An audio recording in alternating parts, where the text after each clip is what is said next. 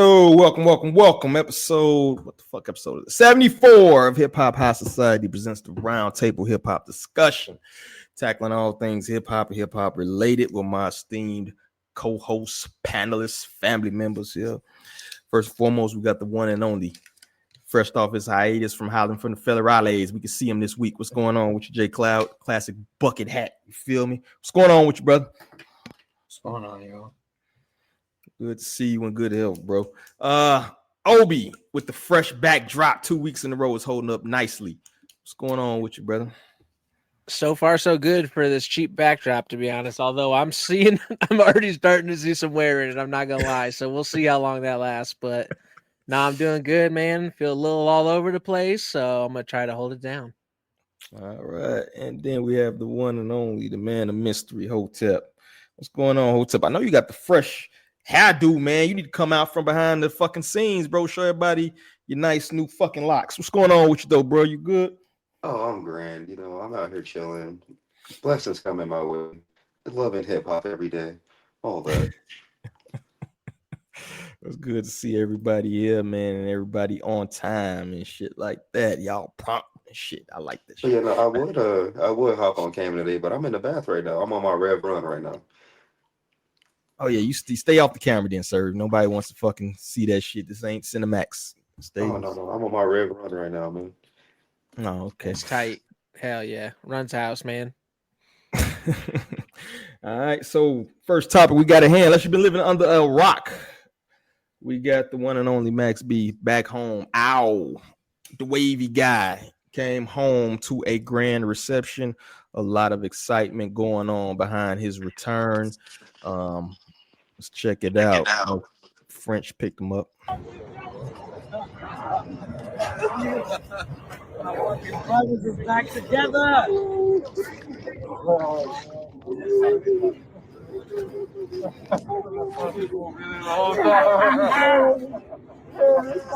What's long, brother? Time out on the play. Good. Let's go get that sandwich now. That's why I say get a sandwich, bro. So there you have it.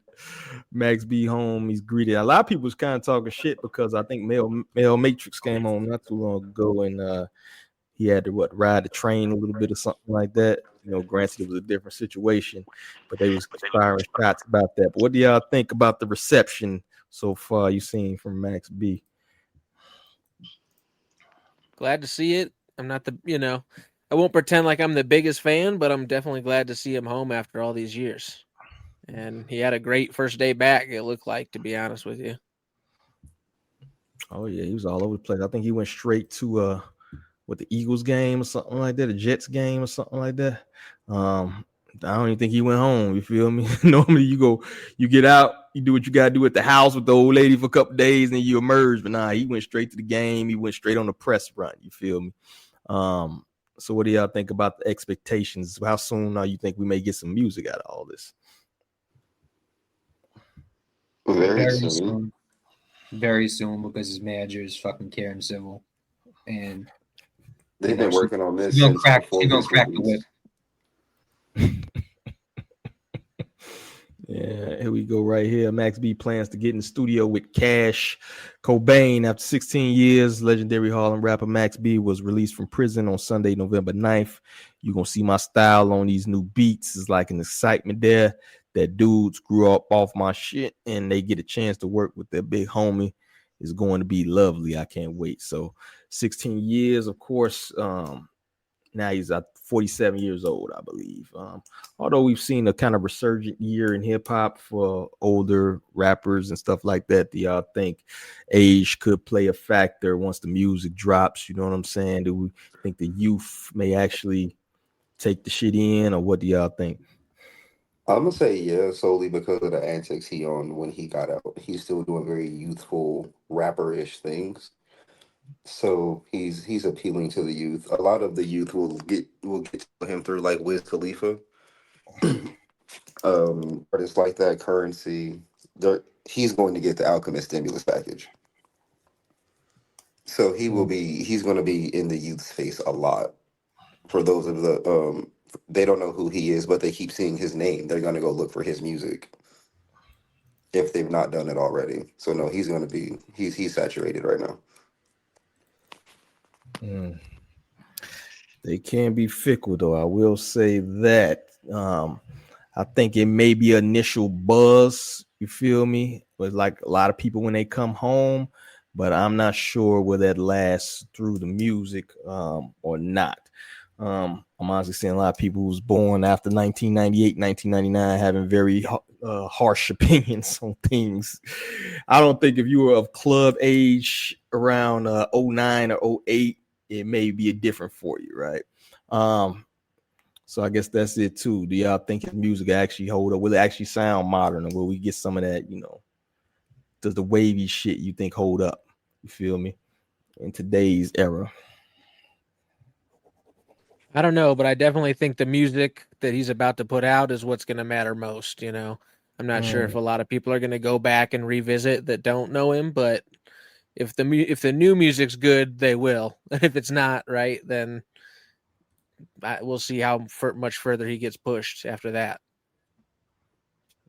Gotcha. Him and Cash Cobain should be dope because I'm a big Cash fan as far as the beats. So say this. I'm gonna throw this out there. We know when he went in, like I said, 2010, maybe 2011, somewhere in that area. The music industry was far different as far as the monetary part of it, right? Streaming wasn't really a fucking thing. People still burn. I was still burning fucking CDs. I was burning fucking CDs when he went in, bro. This is how long ago this was. A lot of cars don't even come with CD players no more, dog. So the landscape is very different as far as the money. Kind of knowing Max basically went in prison twice for robbery. This is the man's about his money, right? Do y'all think once he sees the difference between then and now that may change something as far as his motivation to music? Do y'all think he generally is in the game for the love of the music? No, I'll tell you why, because we were so he went in like 2009, and I ended up like dealing with like who was his manager around like 2011. And they ran this dude ran like a label called Amalgam Digital, and they were kind of like operating in like the middle space of like physical media. It was like going out of style and all that shit, but they weren't like quite streaming yet. But he's like in a very like interesting place where that was his last experience, where it was like he knew that shit was going out the window, and they were like very like they had like players on the website and all that shit. So he's kind of like in that space where he already knew what everything was going to become. Probably not to this extreme of like streaming services and shit, but yeah, that's the direction that he left on. So I don't think it's going to be a big shocker to him. I think like platforms I think he's going to like fuck with like what's it called, Even and shit like that, where it's like, you sell your mixtape or your album for like $10 flat or shit like that. I think he's going to operate like very good in that like direct to consumer space. Yeah, I already saw a video today of him posting up selling some shirts. So they're getting the ball rolling. Bro, his merch game was on point. Like even when he was in jail, like because he gave them like rights to his likeness and shit like that. So they were like pushing merch and they were putting that shit on his books. Yeah, no, for sure. Yeah. So I'm gonna pull up. I actually just seen this right before we came on, which this kind of sums up my thoughts. Somebody said that was kind of my clubbing days right there when Max B was kind of popping. So I think this is kind of my thoughts as far as what we're seeing, where people are kind of more so remarking on his ability. You feel me? Like not saying he was a bad rapper, nothing like that, but I'm just seeing some wild takes on both directions. So I think Cameron, opinion of a rapper kind of kind of touches base a little bit more. Let me play this. Trying to think of an example of like the best niggas with the best lyricists in the world talking about, God damn, this nigga rhymed this with that, and then rhymed that, and then brought it back on a double entendre, and then compound the word. You be as a lyricist, you just like this, like, God damn. Then you got a nigga like Max B and come through like, what up, baby? Did you see this here, man? I look good, I smell good, I taste good. Yeah, baby. You attracted. Yo, this nigga selling it right here. You got this nigga spitting all these bars, rapping his heart out, and this nigga Diddy Bop with the waves and the talk, and he say, nigga, fabuloso, baby. It's bigaloso. Pause. You know what I'm saying? You more attracted to that in the audience because he's selling that, and you got to understand that. And that's just an example when you're saying, nigga, we're selling things here. This isn't personal. We're trying to sell what you bring to the table. And Max B, I'm just using him as an example because he's one of the best talkers off of music ever, and that counts these days. Like, you know, it was a time where you didn't really know people's personality because you didn't have social media, or they didn't have access to media until somebody wanted to interview them. You got to think about this. When you came out, you had to wait for the vibe or the source of somebody to do an interview with you, and that's not even video. You had to read what a nigga wrote about what you said. All right, what do y'all think about Cam's take, yo? Yeah, it seemed pretty spot on overall, to be honest. Yeah. I feel as like he's almost like the precursor. Max B is like the precursor to maybe lifestyle rappers. I was talking a little bit about Cloud about that before we went on and shit. But I think a point in there that may went over people's head is how he was speaking about how Max B was the first, like, one of the best talkers. You feel me? This man had stories. This man was funny, right? If you look at, yeah, exactly. But now, if you look at a lot of the people today that was in his kind of, you know, age range, that was in his class per se, right? You talking about Cameron sitting there on the podcast, right? Jim Jones and Dave East sitting around a room talking on the podcast with Mano, right? You got Joe Budden, right? You know, you got fucking Jadakiss and Fat Joe. You got Math Hoffa. I think they said Mad Hoffa making one like 50 a month, and he ain't even that fucking great. Like, you know what I'm saying? So to me, I think once the dust settles and everything else, I think his lane, particularly once he hit 48 fucking years old, this man ain't gonna want to be fucking touring, going owl and wavy across fucking stages across the at 50 years old. I think it's a perfect lane for him in that space of podcasting, bro, or even streaming or whatever, right? I think it's a perfect lane for him, and we've seen what's the trend been people his age. So what do y'all think about where I went with that? Do y'all see that per se, or do y'all think he would stick with the music? Yeah, I mean, I could definitely see him going in that lane. Earlier today on a separate thing, I saw that he already has a show booked for January. So he's pushing the music. He's going to try it for sure. But I think personality could be the way to go. I agree. Anybody else? Pretty much the same thing. Like, I don't know exactly what route he's going to go. Or if he's gonna go the podcast route, because if he goes the podcast route, he's gonna need somebody that kind of like rivals his energy, like co-host type shit. Yeah, because you know, like Cameron and Mace and that type of dynamic. And I don't really I can't think off the top. Please, if he does do that, I hope it's not fucking French Montana, but someone that like matched that dynamic. But I think he would be good in like media. Yeah. Look at those. I feel like Max B's brand is bigger than his rap career. So because of that, he gonna survive regardless. Yeah. Like his branding has kept him relevant thus far. While he's been incarcerated for 15, 16 years. I could see him doing something with Wiz. Absolutely. Like I I just see that within the next month or two. like no, I mean like a full thing, like how I was talking about like a podcast earlier. I could see like because I feel like Wiz is gonna eventually like go that route, and I feel like the perfect person, if he was to do something like that, then perfect person would be with Max. Shout out to Dre out there, man. The age part not a big factor. Killer Mike 50 just won a Grammy. Clips up for a Grammy, and Malice is 52. Conway, Westside Gunn, Benny, Ransom, and Spready Gibbs, all in their 40s. I think that's a much different lane, though, bro. We comparing Max B to Killer Mike. Are we really doing that, Dre, bro? I think that's a very different lane, dog.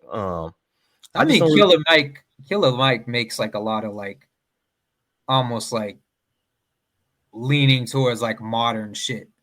Like he makes a lot of that type of shit. So and he has Run the Jewels is full of fucking poop and fart jokes. Like, bro, it's like, you know, like I would think less so that he would be, you know, successful right now. I mean, Killer Mike's a legend, but I would. But yeah, I could see it. I could see. I don't think it would be a problem for him. I just think it's a matter of like, is he going to stay on the same subject matter and the same type of like approach as he was in 2008?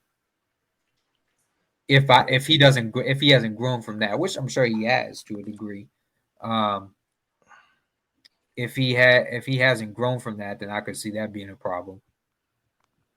Max Singers, I don't think so at all. No, I don't think so at all. I don't even think it's close. Yeah, I don't even think it's close, bro. To keep it real with you, like somebody, like I said, I was around during the MySpace, and sure you was too, but that don't sound shit alike, bro. That's that gritty Buffalo shit. You know, Max B was on some Pretty Boy Owl wavy shit. You feel me? That was completely different lanes. They're way more Wu-Tang adjacent. Yeah, definitely that gritty shit, bro. And man, I just was recently listening to the freestyle they had when they went. What was that? That one where Westside didn't really rap, but Conway and Benny was killing it, bro. Honestly, bro, no offense to Max B whatsoever. He can't do that shit that they did in that fucking booth, dog. You know, the classic freestyle I'm talking about, man. Like Max ain't on that wave, man. He just ain't on. He not on the Clips wave, man. It's a whole different lane to me. You feel me? Yeah, I mean, Conway's one of the best out of New York, like in a long time. So that's big. That's big. That's a big gap. That's a big gap. Any last thoughts on Max B's joint? I'm trying to think, like, as far as like, do we see like what collabs you think he may get? Because we do still have that Jim Jones shit lingering, right? Like, we still do have a lot of people who may not fuck with him. Like, he got the wave right now, right? He got New York kind of buzzing. New York ain't had a win in a while, right? The Giants suck. The fucking Jets suck. You feel me? The Knicks got knocked out in the Eastern Conference Finals, right? So I think New York is kind of thirsty for that win, that dub. You feel me? But so that's what I think a lot of the hype is. But do we see, like, could it be some level of blackball y'all think going on? Do y'all think Jim has that, or people rock with Jim Jones enough to see something like that? Yeah, but I don't think that would be blackballing. Like, I just think a lot of people. I know people don't like Jim right now, like, because of the shit he said about Nas and all that shit. But I mean, Jim has a lot of like good relationships with a lot of people. Like, he was working at a label at one point. So it's like, yeah, he's just a very like personable guy and just cool with a lot of people. And that's gonna be a factor as far as like people not wanting to like kill that relationship or fuck up that relationship. Not necessarily because he told them. I don't see him as the type to tell somebody to not fuck with Max. But then, you know how the shit is. They won't fuck with him just off the strength of them knowing the situation. Well, yeah, we already seen Mano. Mano say he rocking with his man. You feel me? So you know, I'm not even taking a picture with him. I'm not. You know what I'm saying? Like, I'm not going nowhere near him. Word, and that's gonna be hard to avoid because them parties gonna be popping. You feel me? Yeah, so. I think it's just I don't think it's people like gonna because it's like they were in the same place, but he's just like on some like it's no bad blood, but I just I gotta be that's my guy. So I don't think I don't think he's gonna have like issues and shit, but people are just gonna look at him and then go about their business. A lot of people are gonna do that. I don't know, man. Max doesn't strike me. I mean, he was a bit confrontational going in. I mean, he hasn't said anything yet, but just kind of the personality. You know what I mean? That bigger Veil personality. I don't think we seen Bigger Veil come out yet, yo. That might be. But I mean, he wants to squash it with Jim. He talked about that. He talked about that like a couple months ago. He's like, yo, like we grown, we got kids. Like, I don't want to have any problems with him. Like, I would love to sit down and squash the shit and maybe even work on some music. He said that. And Jim was the one who was like, no, no, we not resolving shit. So Max, I think has matured a lot more than Jim has. Right. And it's a shame because it's like the dude was very like earnest and just seemed like, hey man, like, but at the same time, Jim wasn't the one saying that like the crazy shit that Max was. That's easy for him to be like, hey man, like let's leave the past in the past. Like that's easy for him. Chrissy touched it in Miami. Yeah. Yo, he had whole DVD series just talk, and I didn't see Jim Jones really say too much. Honestly, outside, you seen a little scuffle with French and his people or whatever, but they really didn't see it. But I think with Jim it's different than like say Cameron. I can see him and Cam eventually squashing it and dapping up and shit because they got that relationship goes back and they were shorties, them kids. Him and Max was more like a business really. He met him later in life, you feel me? So that may be part of it as well. You know what I'm talking about? But at the end of the day, bro, like he said all that shit about his wife, and that's still his wife.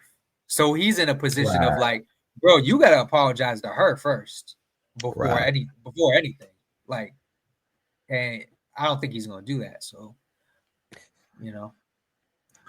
I mean, that would be dope though. That would do numbers if they actually collab, man. Like, that may be the space where that would. If you're looking at the money over the maybe the personable shit, that would do fucking numbers. That might break the internet. You feel me?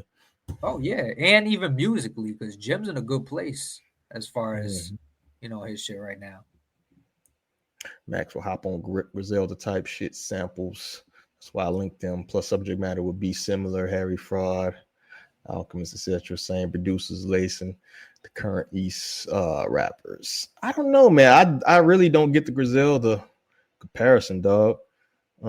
Just listen to Max old shit, you feel me? I mean, he throw a coke bar in there every once in a while, but it wasn't the same thing, bro. It just wasn't the same thing to me. I don't even think he'd be good on the Griselda beat. You think Max would be good on the Griselda beat? Nah, I mean, Harry Fraud, that's the thing about him. He's like a chameleon because he wasn't giving Max B the shit that he was giving Action Bronson later on. He's kind of like he adjusts to whoever he's working with. And Alchemist, Alchemist has a relationship with Jim, so there's that. So I don't know about that just off that. That would be interesting, yeah. But any last thoughts on that? All right. Welcome home, brother. Hope you do something positive, man. Stay out of that box, brother. My favorite DJ who's not a DJ, DJ Vlad, recently stirred up some shit. Apparently he's suing Joyner Lucas over a tweet, I believe. When you get sued because you ain't want to do an interview, lame nigga been stalking me for years to go on his weak ass channel. When he finally realized I won't sit down with his bitch ass because I hate everything about him, he decides he's gonna try to extort me out of one instead. Shaking my head, DJ Vlad, you gotta be the bitchiest of all bitch niggas alive. You want to clout so bad, so here's your clout. Ho. Exclusive. DJ Vlad sues Joyner Lucas over social media clip and failed interview requests. He even posted it up. So it looks like somebody that was actually associated with Joyner, wasn't Joyner, But he was responding to him, and you can see right here, I wanted to forego asking a legal copyright claim for my content being used in exchange for interview. We can do it our Van Nuys studio any day next week except for Tuesday. I want to speak to him ahead of time, so I know he's not going to it. Just making demands and threatening. You can't. I got my thoughts about him, but here we go. Screenshot it. Here's what I want you to tell Mr. Vlad for me. Dear Vlad, SMD, call your attorney and do whatever you have to do. I wasn't ever going to do an interview with you before in this lifetime, and you're definitely not getting an interview now. So settle your legal matters however you want to settle them, pussy. I always thought you was a bitch. This just confirms got a bitch you are. No way in the lifetime next will I ever allow someone like you to try to extort me out of an interview. You got me all the way fucked up. Send that to him, please. And he responded inclined with his suing. So there you go. That is a synopsis of the whole situation. What do y'all think about I ain't even Vlad? He's not a DJ. How do y'all think about Vlad suing Joyner Lucas? It's just that it's crazy. I'm not surprised by the act, but it is funny and crazy to like read through all the text and see Vlad continually beg for this interview basically from the manager. And then it gets to the point where he's like, you know, hey, I need this interview or I'm going to sue you for Joyner talking bad about me on some clip or something like that from a song or he used Vlad on a clip. I can't remember what it was, but yeah, it's just funny and ridiculous. Not a surprise. And it's still a surprise to me that Vlad gets to continue to work in hip hop, but that's out of my control. That's a bad picture. That looks like they like put a stencil of a beard and just like sprayed in it. You got the Carlos Boozer beard, dog. Yeah, he should use a different picture of himself. But yeah, like I don't know. It's just I mean, this is his character, man. Like this is I think it was kind of lame for Joyner to be posting texts and all that shit himself, but you know, whatever. But yeah, definitely not out of Vlad's character.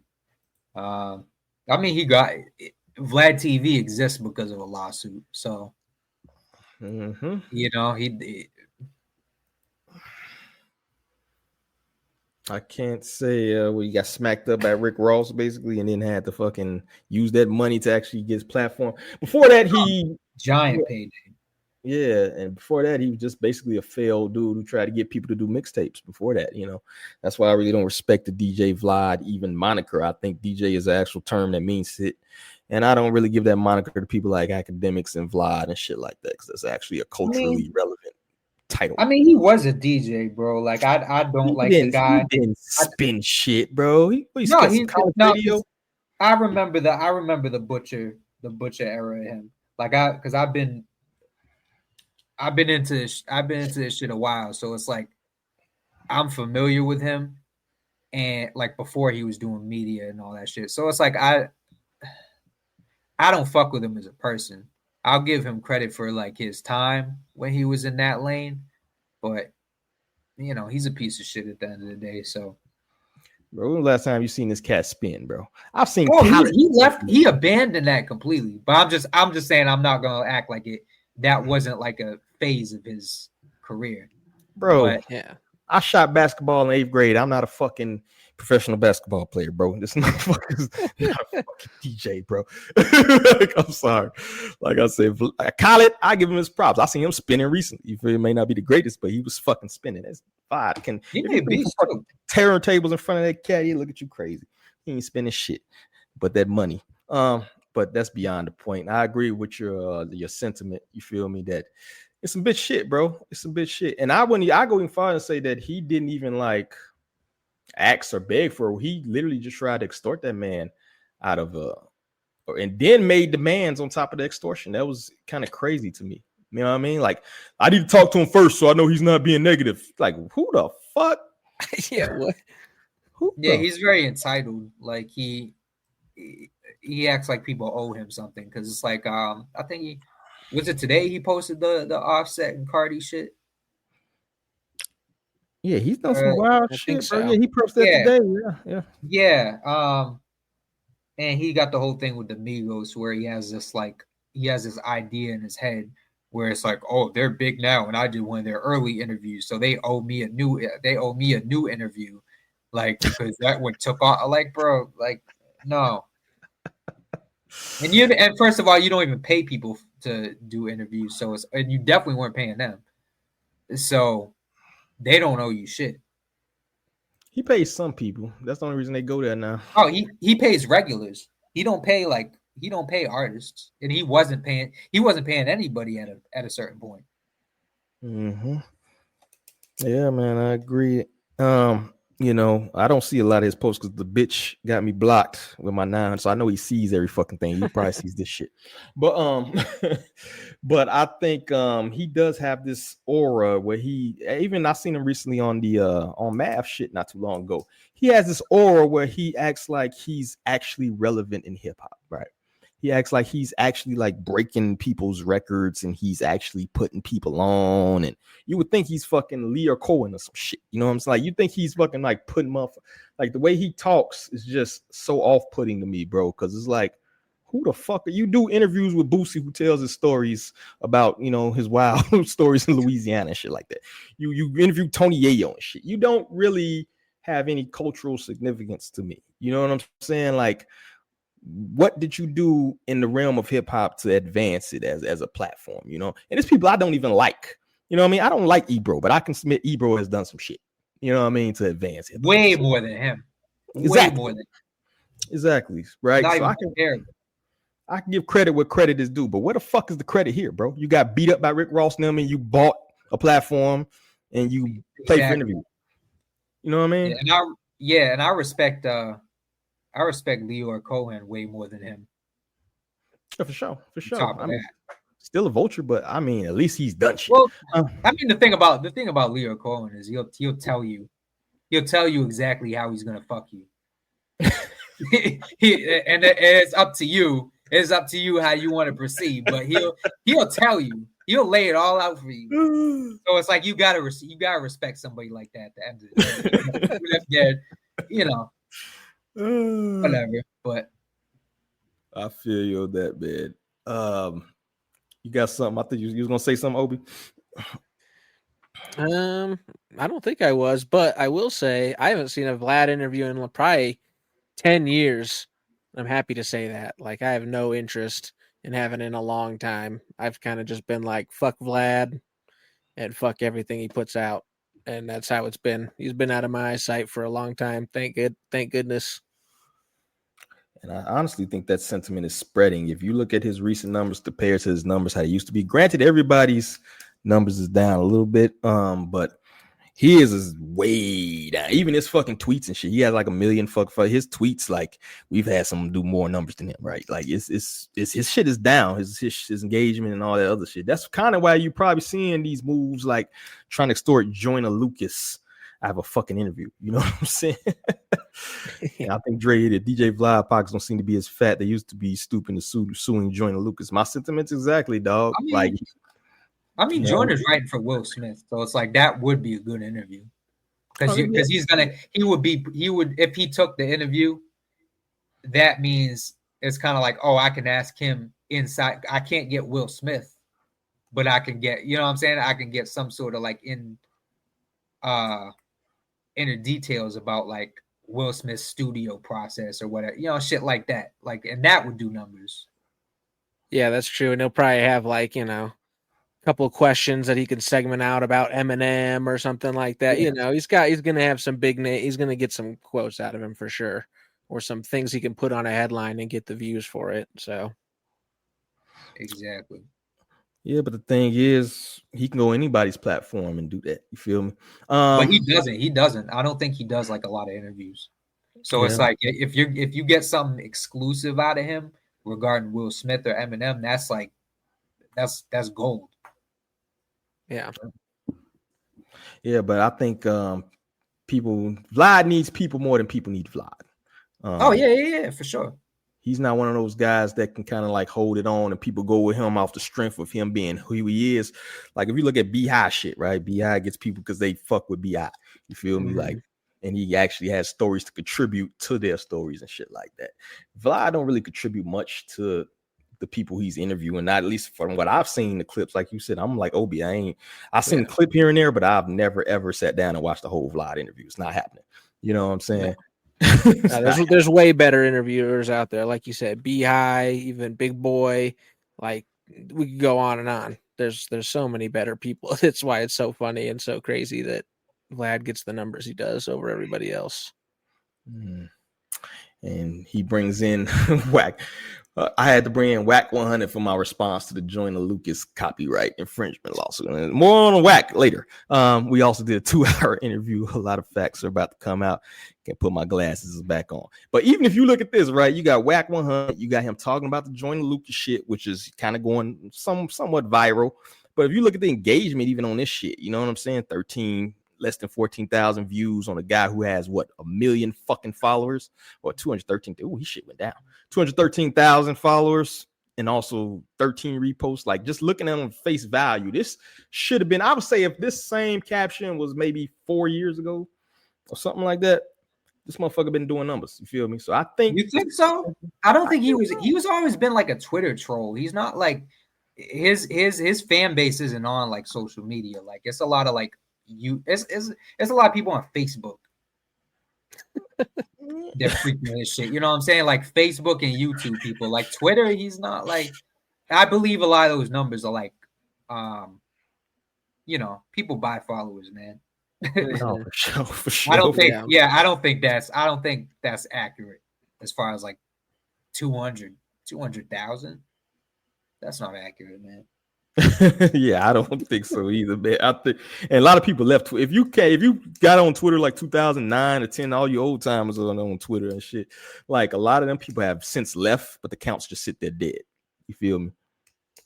That's also some of the consideration. There's so many people, like even when we're doing interviews, I mean, even when we're doing promotion for artists and shit like that. 2020, 2021, people just got the fuck up out of there. You'll see people's pages vacant between like 2020 and 2022, bro. You feel me? They got the fuck up. And I'll tell you this. Yeah, and I'll tell you this too. People don't like Vlad for Vlad. People like Vlad for who he has on. So it's like, why would they want to follow Vlad on social media? Nobody fucks with him like that. Yeah. So that's what I was saying about the interviewers earlier. It's like you could pluck out Vlad and put anybody else in his place, and you get the same result, if not better. You know, people go to him for numbers. That's all. Not for his personality or anything, which is like abrasive to begin with, because he inserts himself into everything. Like he'll be interviewing somebody and somehow find like some way to relate to it. Yeah. He be on his Fat Joe shit, man. Fat Joe. Fat Joe. You said fat something else. No, I said Fat Joe, dog. We get demonetized. Yeah, I was gonna say we're gonna see about this episode. No, sir, Fat Joe. Take out a little bit of Wayno. I'm gonna play maybe the first minute of this. I don't want to get clipped, but myself, I'm Wayno. How y'all feeling today? He's not gonna do that to you. Over here, hit that sub button, hit them likes, run up that hype. Today, another conflict, another saga is brewing, and we just at the cusp of it. It is Vlad, DJ Vlad, Vlad TV, whatever you would like to call him. You know what I'm saying, I think the D in Vlad stands for dictator. You know what I'm saying, and Joyner Lucas. Now, this came as a surprise to a lot of people on Friday. I myself didn't see this on my bingo card, but what the fuck is on the bingo card in 2025? Like what can't happen? What won't happen? What will happen even? You know what I'm saying? But Joyner Lucas posted all of this from his IG. And it's a chronicalized timeline, or it's a timeline of DMs that Vlad had been sending to Joyner Lucas to try to get him to do a Vlad TV interview. Start September 1st, 2018. This is Vlad. Interested in interviewing you for Vlad TV. You killed it in Kamikaze, by the way. Then he hits him again 2 years later, May 15th, 2020. Come through for an interview. It'll be legendary, right? Then let's keep this shit going. Then this is May 16th, 2020. Interested in interviewing Joyner Lucas, Vlad TV, right?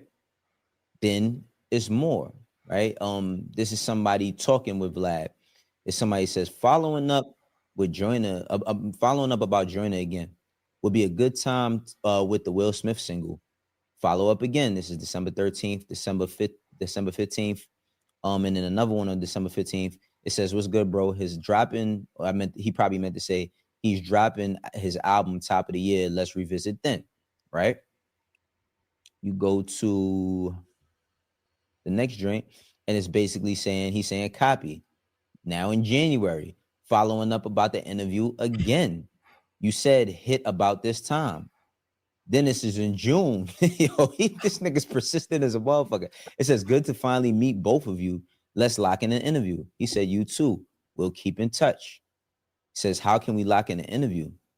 I guarantee this would be his most viewed or his most watched, right? His most watched ever. Person responds, I'm sure it will. Just right timing. When were you thinking? Right? This is June 23rd. Because he been getting curved. I mean, bro, it's been 2 years. Now, the thing about it is, like, sometimes people do chase a lot for interviews, but a lot of times you got to read the room. A lot of people have problems with DJ Vlad specifically because they feel like he gets people locked up. I'm a firm believer as the police only know questions that was answered.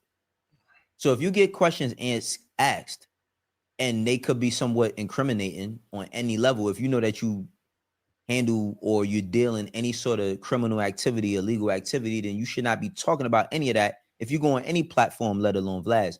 But that's not how the world works today. The world works upon strictly just views, like just vibes. Like if I could get the views, that's all that matters, right? And he responds and it says, not sure, we'll let you know. Then it says, so that's kind of the part I want to hit on. On top of him chasing them like a scorned bitch for 2 years. What do y'all feel about the notion that people like Vlad are like snitches, or they enable people to snitch or thing like that? Y'all think that's actual validity? This has just, if you're stupid enough to go on the internet talk about shit that's on you. What do y'all think about that narrative? Yeah, I don't agree with that. Like, you can't answer a question. Like, if somebody asks you a question, like, you can just not answer it. Or you can give them a, like, you know, like a roundabout response. But, you know, like, nobody can use information that you didn't give. Mm-hmm. Entrapment. It was entrapment. I went on DJ Vlad and he asked me questions, so I had to snitch on my coke business and all the people I shot. I never liked that. I never liked that that whole narrative. Like, I don't fuck with the guy. I think he's a piece of shit for different reasons. But to say he's a fed or anything like that, like, that's not his responsibility for you to conduct yourself like a smart individual, like a grown adult. You know, people gotta take accountability for their own shit. So that's not his fault, man.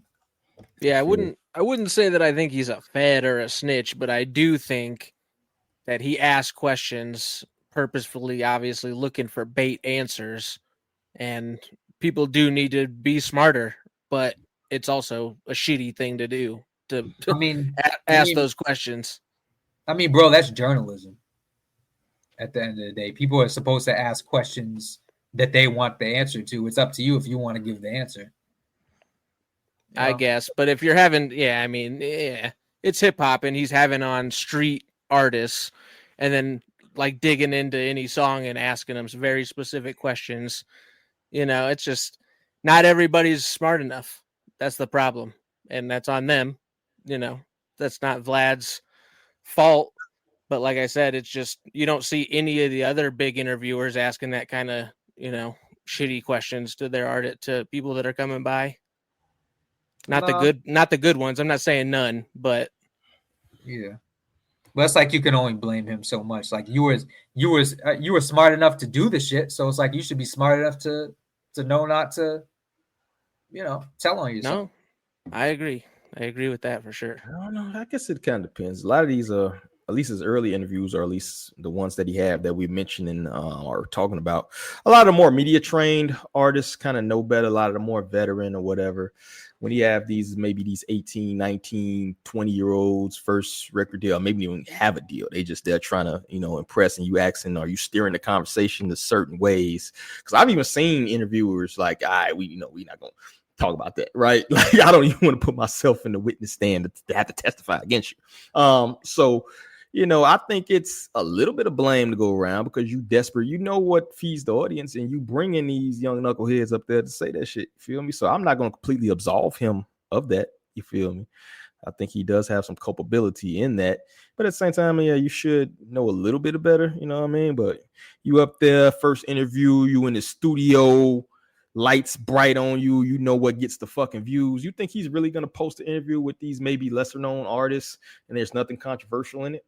He might not even post the shit if you don't say something, you know what I mean, that makes it that viral moment. You know what I'm saying? Yeah, but same time, bro, if they didn't go there, they go somewhere else. Because people like that are so willing to tell on themselves or give that information, attention is really it at the end of the day.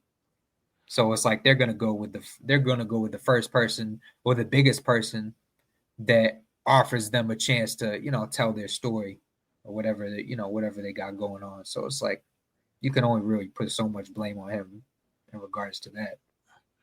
Yeah, but I don't That's like. True. When did that? Yeah, I don't agree with it. I think it's trash, but it's like, most of the blame is on them at the end of the day.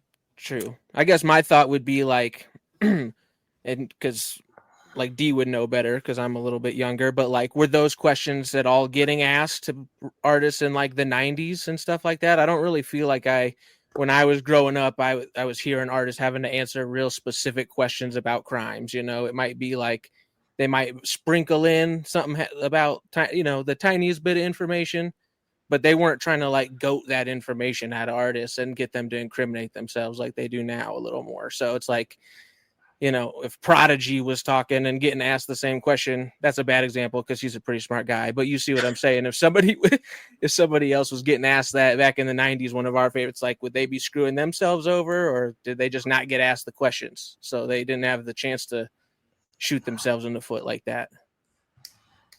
They stuck mostly to the music. Like if you were the source, right, you're not going to be like, hey, what robberies did you fucking commit, right? You really didn't see that in the Source magazine or anything like that. Like if you was outside. Who'd you shoot on this song that you said you shot?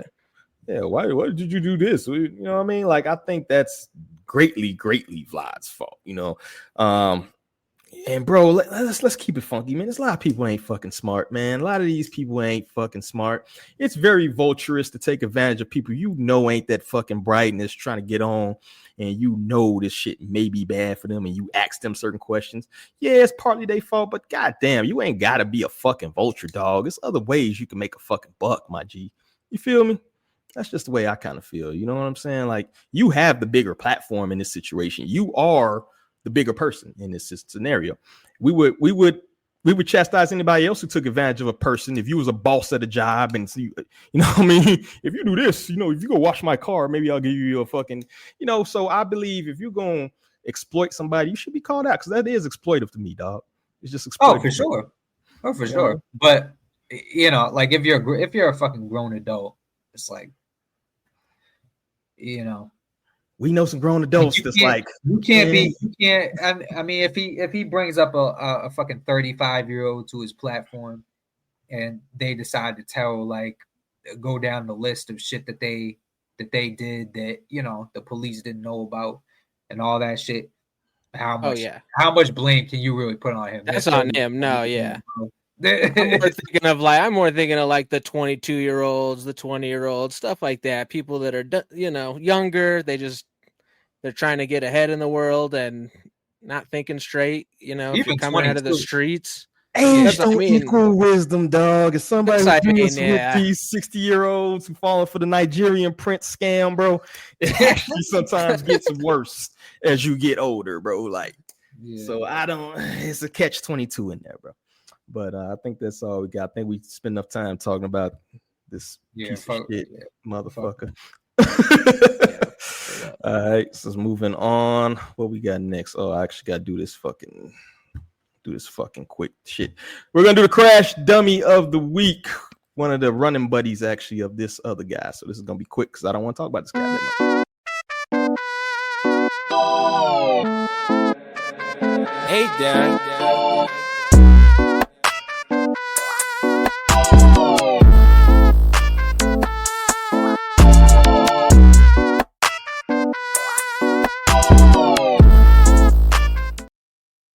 And speaking of people who cannot stand anybody else being in the fucking limelight, Wack 100 did an interview with the guy who sells his wife. Let's take a look at it. His brother called me. And said what? He ratted on him. Not the wave god. You want me to play it? He's sending me to work. Sure. Right? They smoke him up. They kill somebody up in there doing a robbery. Because somebody tries to intervene. Yeah. Right? Everybody get away. Max B get questioned. Mm-hmm. He tells him what club that the female works at and what project building she live in. Oh. He identifies the chick. He is so excited to tell that somebody else is fucking. Oh my god! They snatched the chick. The chick then identifies Pooh Sims.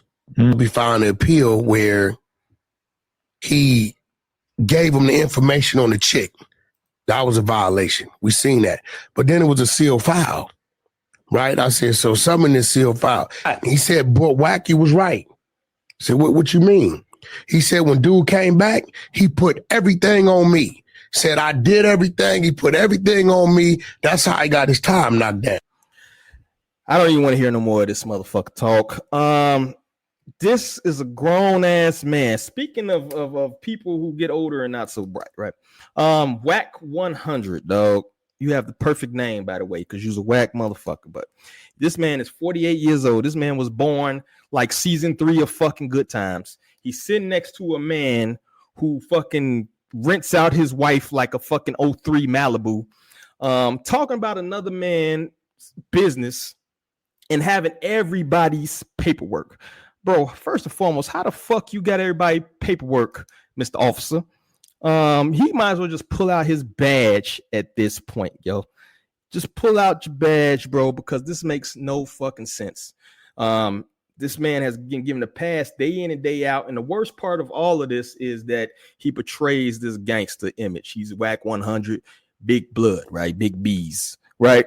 But you sitting on a fucking podcast with a motherfucker who didn't talk shit about black folks, for one, you know, and you stay talking about other people's paperwork, other people's business. You can't let nobody shine. Max B literally just got out. Nobody else has gave this revelation that he's some kind of snitch. Snitches usually don't do like 20 fucking years. You know what I'm saying? So it's just fucking ridiculous at this point. And to me, this man, him, Vlad, I think Dre hit on it earlier. Him, Vlad, Adam, these people should be ostracized, man, from the community, bro. If you are an artist or something, don't sit down with these people. There's plenty of platforms you can go to that actually value your music tree and actually want to talk to you and ask you questions relevant to the way you do music. You do not have to resort to yourself to dealing with these people like him, Wack 100s of the world, and all these people, academics who was recently voted like the top of the creme de la creme of hip hop fucking media coverage. That shit makes me sick to my fucking stomach. And grow the fuck up, brother. Do something else with yourself. Like I said, you pushing 50 years old, dog. You don't have to be a chatty patty talking on other people's paperwork 24/7, dog. And for this, Mr. Wack 100, bro, I gotta go ahead and give you that big old car crash. And I actually got something special in the works for you too, because this is what I think of people like you. And there you have it, bro. Crash dummy of the week, Mr. Wack 100. All right, what else we got? The Grammys. So like I said, I'm gonna hit this up really quick. I'm gonna pull up the list. I'm gonna pull up this right here. I just want to kind of get y'all thoughts, prediction. As we know, the nominations came in not too long ago. And mostly just kind of taking a glimpse at the hip hop and hip hop adjacent type of categories that we have here, being that it is a huge kind of event. What we got here? Is this the Grammy shit or not? It's not. Grammy nominations full list. Give me 1 second.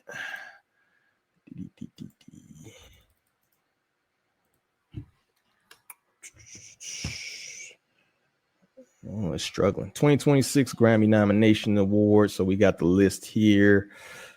Check out the full list. General Field Record of the Year. You got Bad Bunny in there. Doechie's actually in there with Anxiety. Billie Eilish, Lady Gaga. Of course, you got the Luther joint with Kendrick Lamar and SZA. We got the album of the year, hip hop shit we got in there. We got actually the clips I think everybody's most anticipating. Hopefully they could pull it off. Well, don't say that, man. Why? Don't say that. Don't say that, because people out now. If you say anything other than Kendrick, bro, like you're gonna get them trying to get you out of here. You know, can't assassinate my character because I ain't acting. When you got GNX in there, you got Leon Thomas Mutt. That's big, bro. That's big. Chromacopia in there. Tyler the Creator. Do y'all think? I guess I asked this to y'all. It's kind of early in the game. Who was y'all album of the year out of all these people? To y'all. At all those, bring the garbage. I'm going Clips. Okay, Clips. See, I gotta be safe. I gotta protect my life. I gotta say GNX because I don't want the I want the Lamar. I don't know, whatever they call themselves. I don't want them showing up outside of my house. You know, I don't want them to hurt me, man. I don't want any problems. That's all right. They can come from me. I gave us some awards at the end of last year. That's 2020. That's old shit for me. So Clips. Yeah, I mean Kendrick. If we going off just like how they do like the NBA, somebody win the MVP too many times and you got to give it to somebody else. I think. Didn't he win like 6 of them motherfuckers last year? I think it'd be all right to give Kendrick a break, man. Go ahead. Yeah, I mean, jokes aside, bro, that's what I don't know if we're gonna get to that as like a topic, but that was the argument that Rory and Damaris made. That's kind of like, we don't think he doesn't deserve it, but it's like, you could give somebody else like album of the year. And people did not take too kindly to that for whatever reason. That sounded logical to me, but I think I love GNX, but if it was another album against Let God Sort Him Out, I think I'd be a little bit more. It'd be a tougher choice, but for me, it's Clips. I mean, everything in album of the year. I liked everything in rap album of the year. I liked, well, except I didn't hear the Glorilla shit. That's just not my lane. That's your bag. I heard it. I don't know if it's bad or good. That's just not my lane. But I don't like her voice, so for me, it was fine. No, you don't like women. You gotta give her the. you gotta say you like her. You don't like women. So. Okay, I got you. Well, I got 10 other. On here. I got 10 other women I could list off instead, but I just don't like Glorilla's voice, and I'm gonna stick by that. It still feels like, man, like she's trying too hard when she does that super deep. You don't got to do all that, baby. It's plenty of women that have rap from Memphis who didn't do all that. You feel me? Like Gangsta Boo didn't sound like that, bro. You ain't got to rap with your mouth closed. I agree. I like that. It's 7:45.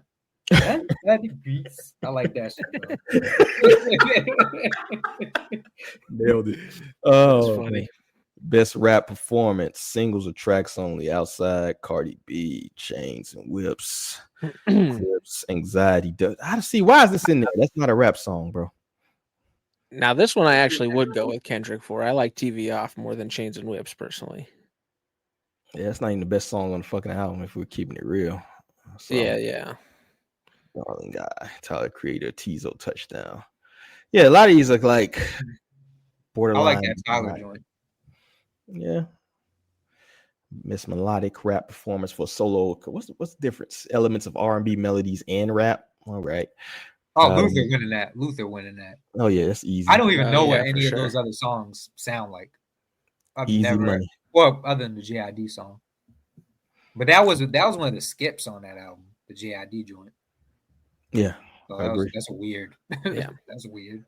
Best rap song. That's a songwriters award. Anxiety. See, I don't like this.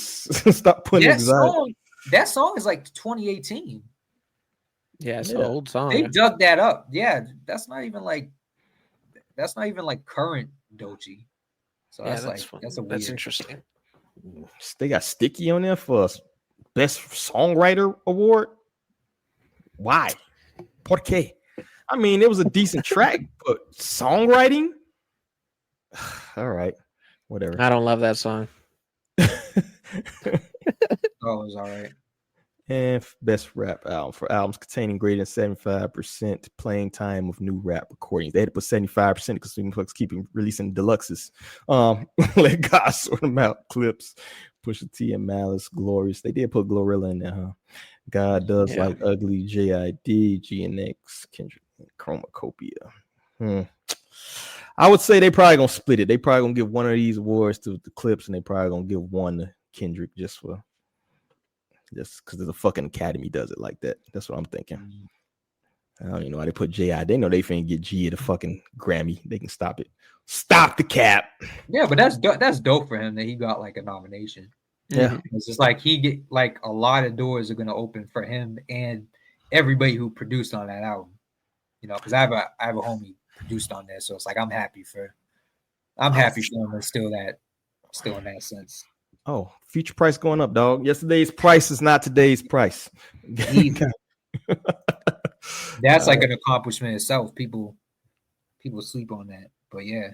I don't know. I mean, which of y'all favorite on rap? Out of these albums right here? For sure, Clips. And like I said, I mean, it's kind of, I mean, for me, it's funnily pretty easy. And like I said, I kind of love GNX. And I still think it's kind of an easy pick for me. So I don't know. They can be mad. I think that's gonna be the last two though. I think the rest of them don't even stand a chance. I mean, yeah, they're not giving Tyler that shit. Forget about You don't that. think so? I don't think so. I don't know. I'm kind of like in between that and GNX. After those tweets and shit came out this year and shit, and the Academy highly influenced by the internet, dog. I don't think they doing that. I mean, the Academy is a lot of artists. Yeah, and a lot of artists. A lot of his peers and friends. I don't think they're gonna do it, dog. Not this year. I think it's firmly paused. GNX, let God sort them out. But we shall see. And Glorilla was kind of like, I think that was like I think that was like we gotta throw in a woman for it. Now, no offense, I think it was a good album. Don't come at me. But I think that was just like a fucking like participation trophy. You know what I mean? Like, it was pretty good. We need to throw some representation on there. I don't think that was a Grammy worthy fucking album. It was good, but it wasn't like Grammy worthy to me. You know what I mean? That's just my take on that. I mean, what's Grammy worthy anymore? Sticky. Well, yeah, my opinion is also fuck the Grammys. And I've been boycotting them since Will Smith started boycotting them. So that's my opinion, realistically. You know what? You know what? Take this motherfucking ho for that. Yeah, ho! I appreciate that opinion. All right, so yeah, I think it's not till February, so we got a lot of time to ponder that. So we ain't gonna spend too much time on the Grammys. I'm sure the subject will come up again. So next thing we got Westside Gunn real quick. As you know, he said he got kicked out of his favorite thing to do is go to the wrestling shows. Apparently WWE kicked him out of a Raw taping. Pause. Because for some reason, I don't know why the fuck they did it. I'm thinking maybe because he has his own wrestling promotion. He also kind of does a little business with AEW, but this is I'm not reading this whole tweet. I'll read the first part. Before I even say this, just know God is the greatest for years. boom, boom, boom. I mean, nobody with 2 feet has spent the amount of money I have supporting and pushing the brand I've loved since I could remember. I sat for with every big show, literally all the good times it brought to my life, to the point where I started making music. I incorporated everything like Wu-Tang did karate. And he goes on to say his love of wrestling. I just went viral for spending 50K on the sweets. But here we go right here. On my soul, I've only been respectful. I tried having conversations with one individual because he's causing all these unnecessary cases. And to be honest, he hates seeing a young, black, successful entrepreneur that could afford those seats and have to watch those chains dance across that screen, to the point Monday Night Raw starts at 8 o'clock. I was kicked out by 8:03 after spending $5K for a seat plus travel plus. I find this part I find funny about this hotel. I mean, this whole tweet is that he kept talking about how much money he spends on the WWE, how much he fucking spends on this. Bro, you're talking a multi-billion-dollar business, dog. It's like that's a drop in the fucking bucket for them. You feel me? Like, it's nice that you spend so much money on WWE, but you probably shouldn't. You know what I mean? Like, that's your hobby. That's something you chose to do. It's not like, oh my God, WWE is gonna sink and Westside Gunn's not buying the tickets anymore, you know. So that's the part I found kind of funny about this. But what do y'all think about everything? As we know, Westside is a big supporter. I think he's switching out all his album covers and shit. I don't know if he's doing it or he's been requested. He already switched up for the Hill Have Eyes 3 and 2, actually. I've seen 2 got a changed cover, I believe, too. So what do y'all think about this whole shit, man? Yeah, I think the whole trilogy got switched out. And yeah, I don't know. I don't know a lot about wrestling. He was wearing his heels hat at the show, right? So he's front row wearing his own different wrestling promotion on his hat. It would be better for WWE if they like embraced him, I feel like, but they don't seem to want to do that. I mean, I don't know, bro, because he has his own league. No, I know. Yeah, that's what I mean. So I don't know. He's competition as far as like at this point, yeah. But I mean, to be fair, that's a newer thing too. They could have been embracing him, but I'm surprised they kicked him off. Like I said, it's the only thing I could think of is because of the branding on his clothes for kicking him out of the stadium first thing. Yeah. I mean, was he ever really like, did he ever really have a personal relationship with, as far as like executives up there? I don't think he ever did.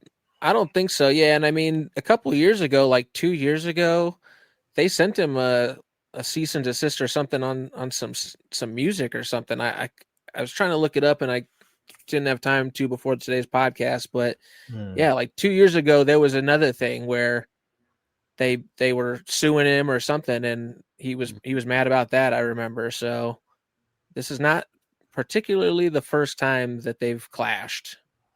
So yeah, not too surprised. You think Vince would have embraced him? Hell no.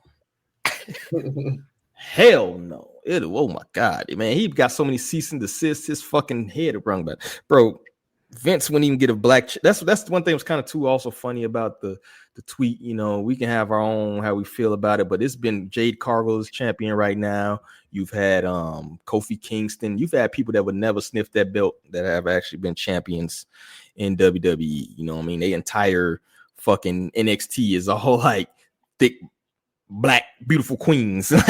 like, you feel me? So I think it's actually been a very big change in WWE since he took over. You know, if you keep up with wrestling about who's been the champions and stuff like that, people who, if Vince was the shit, then people been doing comedy skits, man. They've been dancing around with face paint and some shit, doing clown skits and shit.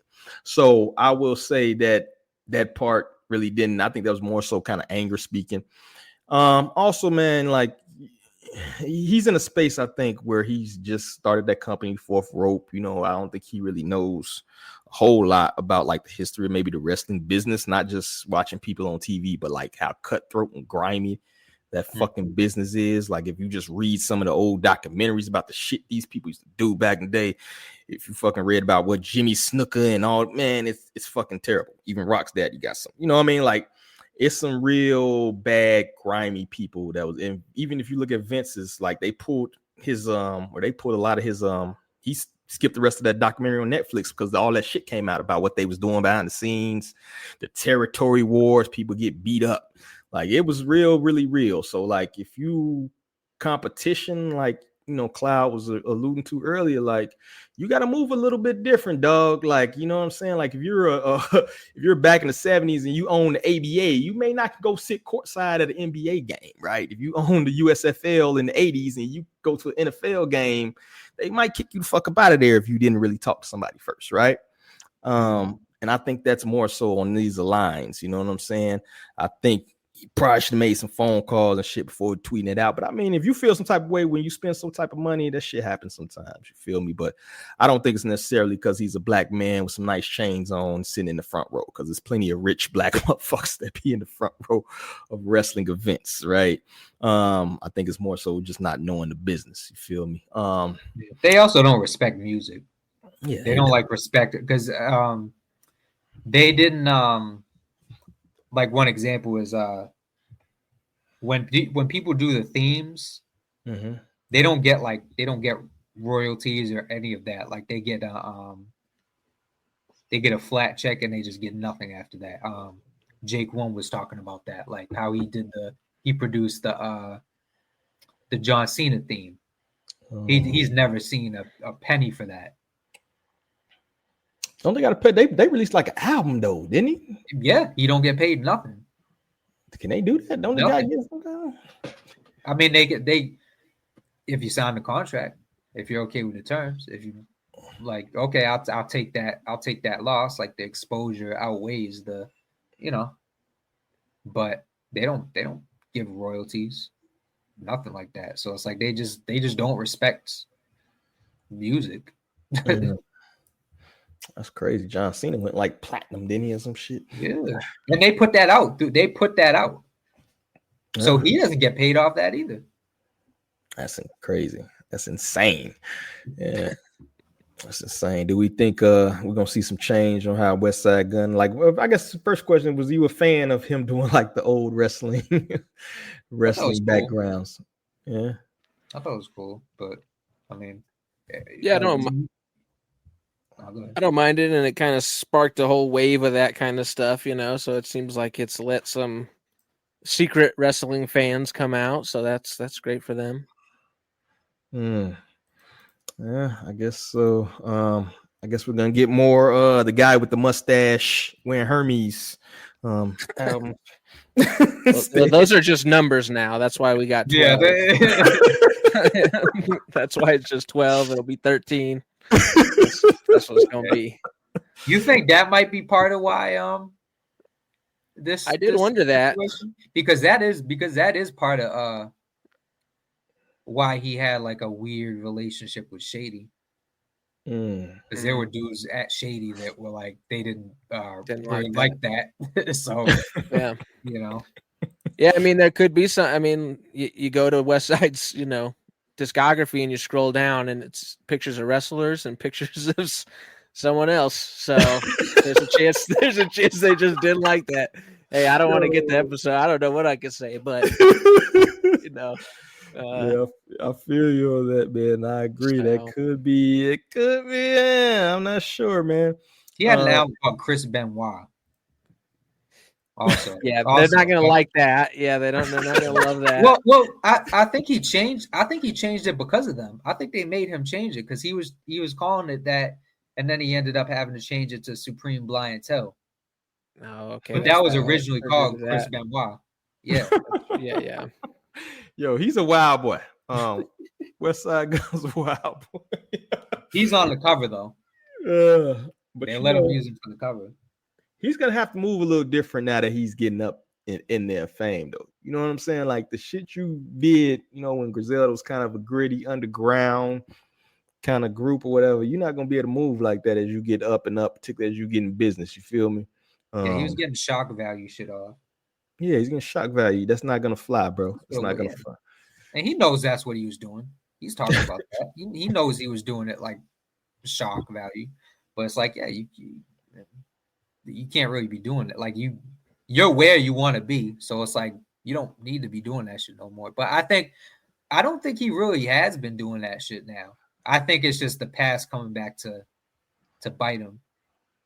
Where it's like, oh, you're the dude who was doing those Hitler. Like we remember you. Like we remember. Boom, boom, boom, boom. Or, you're the dude that we sued before about the Chris Benoit shit. So it's like, yeah, I think this is just the past coming back to him. Well, I was gonna say I just looked it up real quick just to see if I could find it, and it's at the beginning of 2022, WWE sued him for copyright, or they filed for copyright takedowns on a bunch of different songs and stuff.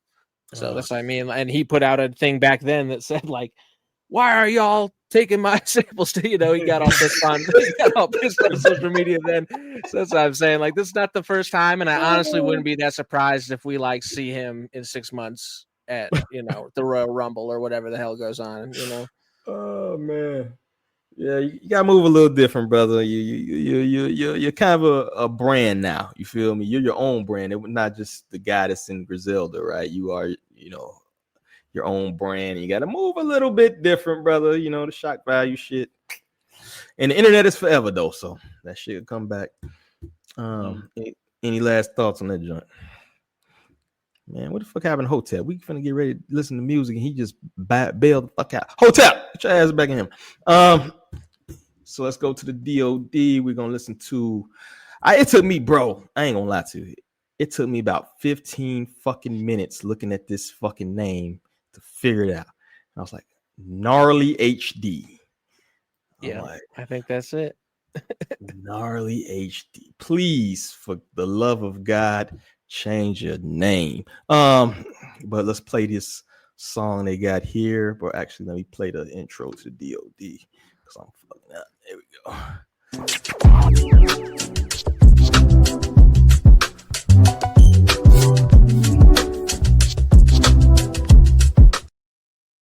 We have Gnarly HD. Hopefully, I'm saying that right. Smoking at the Pump from their album Major Malfunction in the Bay. Even though they're from Philly, so I don't get the Bay shit. But here we go.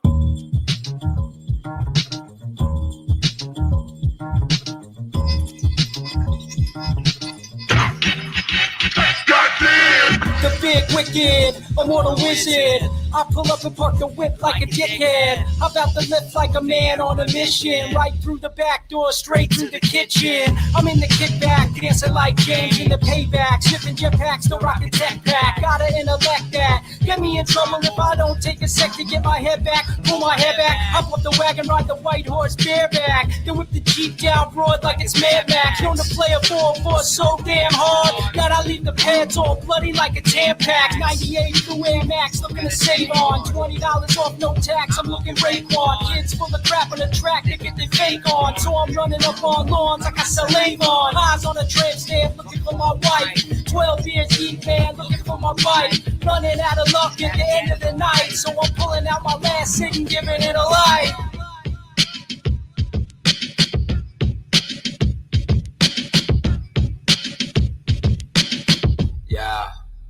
Yeah, singing on the chorus or the refrain, the one the humble T-Pain, the lucky rabbit thumb up on the keychain, the lucky alley some me wanna frequent, hanging with the Rico people you won't be seen with. You can't dream up the seismic scale of the high-pitched wail of the siren smell. What could I do? Well, not much, but they saw holding on mics like 29 pounds. How we hold court like Apollo Hobo.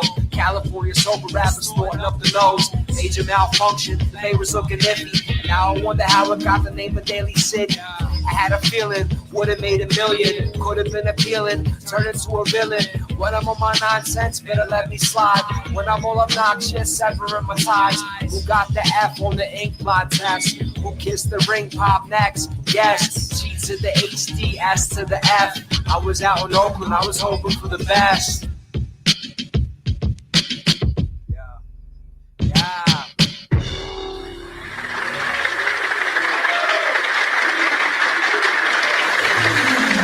Major malfunction in the base, stay alive, stay away. Get your head right, get your mans right. Major malfunction in the base, stay alive, stay away. What you know, where you're from, what it feels like. Major malfunction in the base, stay alive, stay away. Get your head right, get your mans right. Major malfunction in the base, stay alive, stay awake. Hey. There you have it. Gnarly HD. Smoking at the pump. Like I said, coming from Philly. Let me change this a little bit. And Are you first, sure? Yep. I'm positive, dog. I pulled up their YouTube, Philly.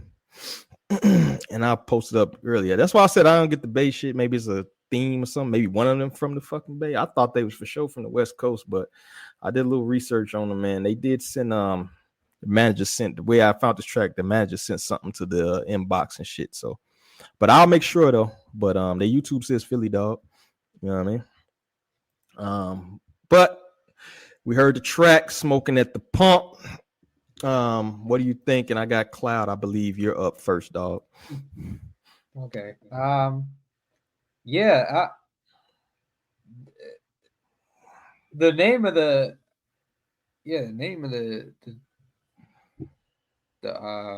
album made me think that I don't know, they kind of remind me of Souls of Mischief, like, which is, you know, who are from the Bay, like just very like hieroglyphics type of shit. Or like Prozac Turner. I really like the style of it. As far as like the execution, I'm kind of like mixed on it because it don't sound like it sound like something that came out like in the 2000s, like quality wise, like not like necessarily like how good it is, but as far as like how it sounds like something that came out in the like mid 2000s, like very like Visionaries era shit. And I know I'm like aging myself crazy saying these names, like Dan the Automator type shit. Like this, I'm like aging myself. But oh, that's all good shit. Yeah. But yeah, like Deltron. This just has that whole like Hyro vibe, and I like that. I think they're kind of like pigeonholing themselves into that, but if that's their style and they don't mind going for that, I think they would fit right in, like right alongside those people as far as like that style. I would say thumbs up. I'm leaning more towards thumbs up. Oh, okay. You know what though? When I heard it, I was kind of like thinking like along the lines of like the type of shit I see you kind of liking shit, you know. I think like they listen to these are old cats, bro. I'm gonna pull up their picture for you, but yeah, it sounds like you know how people will try to do like the revivalism shit, like Joey Badass was doing when he first came out, like I'm bringing back the 90s type of shit. No, you know, no disrespect to him, but you know, he was a kid, but like how people try to do that, like I'm bringing back the 90s, or this sounds like it's from the 90s. This genuinely sounds like what they're trying to sound like. This genuinely sounds like that. It sounds authentic. That's why I really got to give them that. Yeah, I don't think they're as good as like Dell or any of them, but yeah, man, I like this shit. I would definitely hear more. Like, and I don't think I've said that about anybody. Like since we've done this segment, I don't think I've ever said like I would hear more. Yes, not since I've been listening and been on it. I would love to hear more though. Yeah. They got some tracks, man. You know what? And going kind of what you all, like I said, I think they listen. I think they grew up listening to the fucking Beastie Boys, dog. They call and repeat shit, even though they little. Oh yeah. They call and repeat the last word greatly drawn out. It's not just like a backtrack. Like you can hear the influence that they're going for, and I agree with you. It feels almost like a throwback. It feels like they're trying to revive, but put a modern spin on kind of old style. It feels very hip hop. It feels very hip hop. Actually, the first time I listened to it, I really didn't fucking like it. I had to run it back. When I ran it back, I was like, okay, I can see what they're doing, right? Because sometimes you can't tell if something is purposeful if they actually going back, because I was listening to another artist I ain't gonna name right now, but he was giving me that like 2010 like old mixtape Jeezy shit, but it was like not modern. It was like you're just copying their style, and I'm like, this shit suck, right? Because I don't like to hear that. But when you actually can take something an older style and maybe flip it to modernize it, I think that is good. I didn't still, even after a couple listens on this particular track, I'm like, do I want to hear this shit again? I think it was all right. It's not really my style. Y'all know I like my fucking fantastical dope tales, you feel me? But I can definitely see people that are in that lane that like that type of music fucking with it. You know what I'm saying? They obviously got skill. So I'm torn if I could do the side. I know I get on y'all about this shit, but if I could do like the middle fucking thumb, I definitely probably would do the middle fucking thumb. But I'm gonna go ahead and give them a fucking thumbs up. I think it's enough there that I would go and hear more of their shit. Or if I particularly like that style, I think they got a good lane going on. I believe if they do more of these type of tracks, or even that second sample, that second part of that song with the beat switched up and shit, I was like, oh, I want to hear this whole fucking shit, right? A little bit more, but I'm a lean thumbs up, man. I'm stopping rambling. Obi, what you got, bro? What do I got? What am I thinking? No, yeah, I'm kind of along the lines of Cloud. I liked the style. I like what they were going for. My only real criticism, I suppose, was kind of just like lyrically what I was hearing. That's just off of like the 1.5, 2 listens I've heard of it in general, right? But yeah, I definitely think I would like to check more of them out. I think I'm definitely going thumbs up on this one, and might download the album and give it a spin. They have less than 100 monthly viewers or listeners, which is no big deal. But what I would say is put something in your description. Tell people about yourselves so that we know, where are you from? Where the fuck are you from? I get so tired of asking people to give me info because their Spotify doesn't tell me anything and their Instagram doesn't tell me anything. Give people some fucking info. Not cursing at them. Sorry to curse. But give people some info so we know what's going on, because we're interested. And now we don't know what to do. Yeah, they are hard. They had a Twitter link, but it doesn't go anywhere. They got an Instagram. They have actually, I think it's a Bandcamp. I just pulled this up. So if you look at these cats, bro, these motherfuckers are Philly. That's Philly like a motherfucker. With the coats and everything. That looks like Philly. But yeah, I think it does say like where they're actually a Philadelphia rap, Philadelphia, PA. So they are from Philly. So make sure y'all check them out, of course. Let me also pull up. Actually, let me just go back to this right here. They do have a YouTube, which I think also lists Philadelphia on there. So that's the point of this whole thing, that if you like what you hear, you make sure you go follow the artist. Like you said, they got less. Not that it matters, right? But they got less than 100 listeners. No, they are here grinding. They only got 11 subscribers on YouTube. So, and they got the whole shit here. So make sure y'all check them out. That's definitely music that is more deserving of 11 subscribers and more than 8 views, right? So hopefully, we wish them luck on their journey. They're also on X. You can catch them on X. I think their Instagram, I'll take back, the Instagram didn't go nowhere, but the X actually is up. So make sure y'all follow them, throw them a follow, see what they have in the future, man. That's part of what we do here, is we highlight independent artists and people trying to come up. And like I said, they actually submitted some shit for us to check out. So that's dope. I'm actually like enjoying that we getting like actually shit to the inbox these days. So people are listening out there. Gnarly HD, and their Bandcamp is also on their Twitter that we got up here. So 541 followers. Let's get that up a couple before we get up off here today. And they got videos and all types of shit on here. So that's all I got, man. If nothing else, we can go ahead and get into these discussions that we have. Let me pull up the first topic we got. Losing recipes, right? Is being a biter no longer an insult? We all know back in the day, I know Obi called me old earlier and shit, but back in the day, actually been described as like a biter was pretty much a death to your career. So let's play this real quick. Members who had 9. Originality was a thing back in the days. You know, you got Wu-Tang 9 members who had 9 different rap styles, but all from the same place. If you put 9 dudes together right now from a rap group, they're all gonna have the same flow. They're gonna look exactly the same. Actually, it was a requirement to be original. Yeah, biting like that wasn't a thing. Like you would, if you bit off somebody's style, or you would get called out about it immediately. Originality was a thing back in the day. All right, there you have it. You heard what he said, yo. Biting was not allowed back in the day. Being called a biter was the biggest insult to hip hop. You couldn't sound like nobody else. You had to be you, your own cadence, your own slang, your own story. Everybody want to borrow a flow or recycle an aesthetic. Nah, there's a difference between being inspired and imitating. The culture was built on originality. That's what separated legends from copies. Don't bite, create bars. What do y'all think? Are we losing those recipes? Is biting now accepted? And where does paying homage stop and biting begin? Right? That's kind of a, I don't know.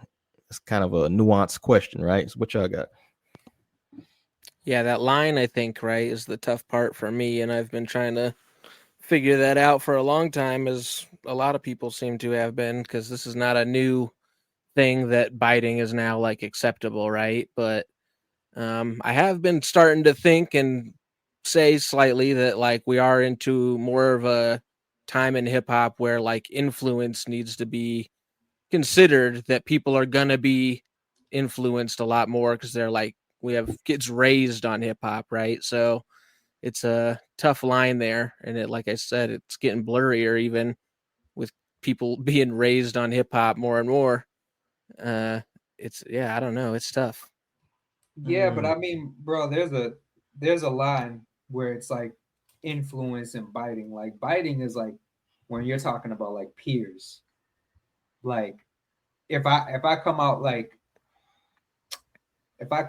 with an album and that should sound like it was written, you know, that's not me biting Nas. Like Nas is a fucking veteran. You know what I'm saying? That's like, you know, unless I come out like rapping exactly like him and like, you know, all that shit and dressing like him, that's biting. But it's like, you know, it's, I feel like there's a point where it's influence. Like you can't be and that same token, it's like you can't be influenced by like if you're like 40 years old and you come up and you just start like rapping like somebody who's 20 years old and just started rapping, then it's like that's biting, because it's like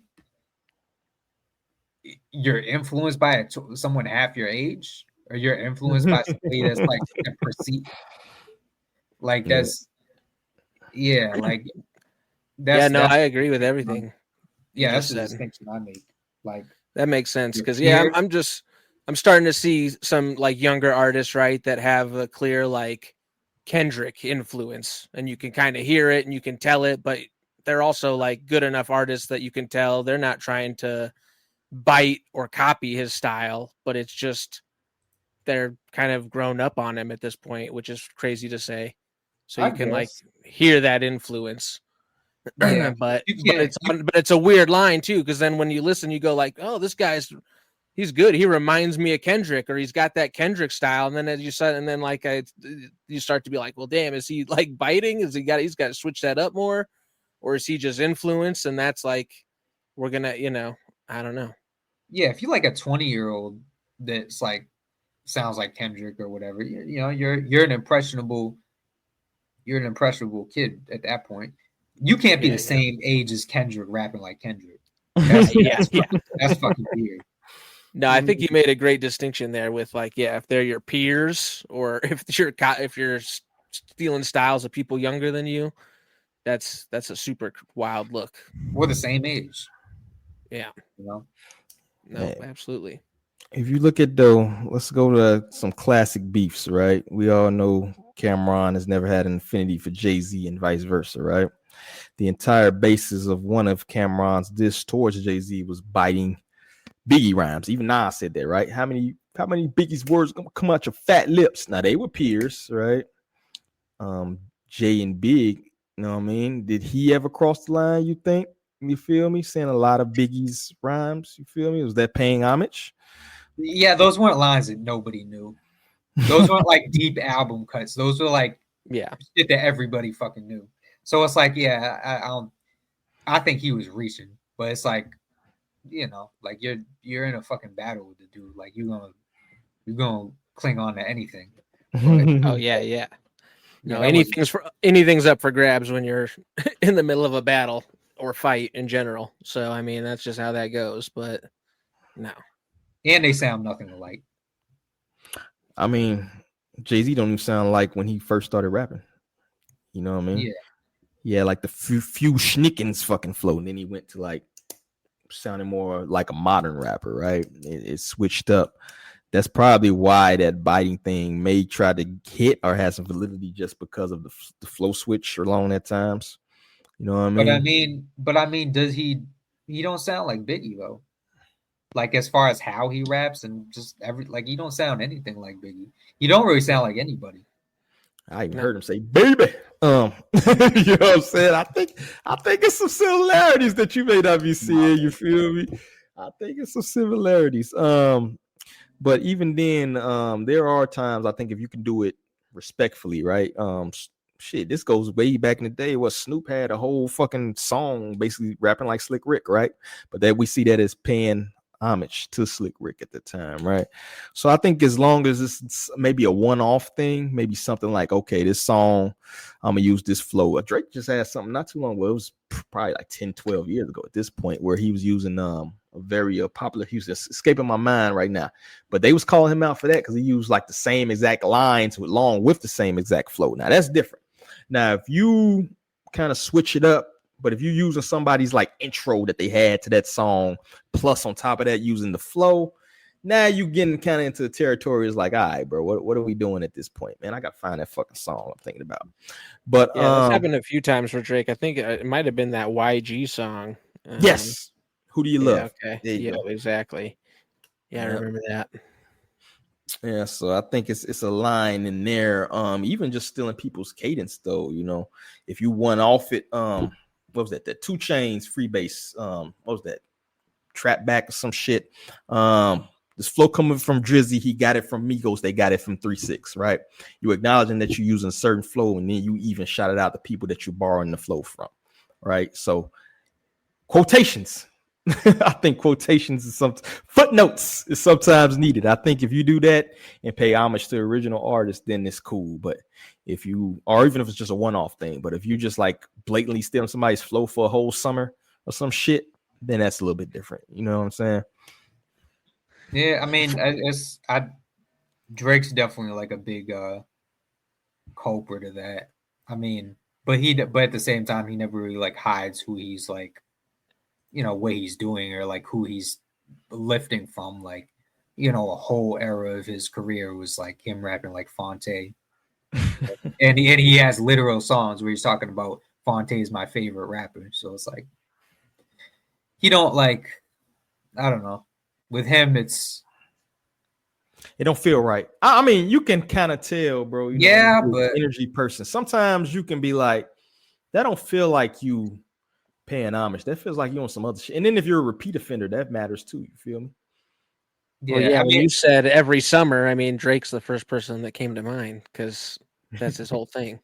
Finding a new artist to hop on a song, steal their style, and then make a hit and go to the next one.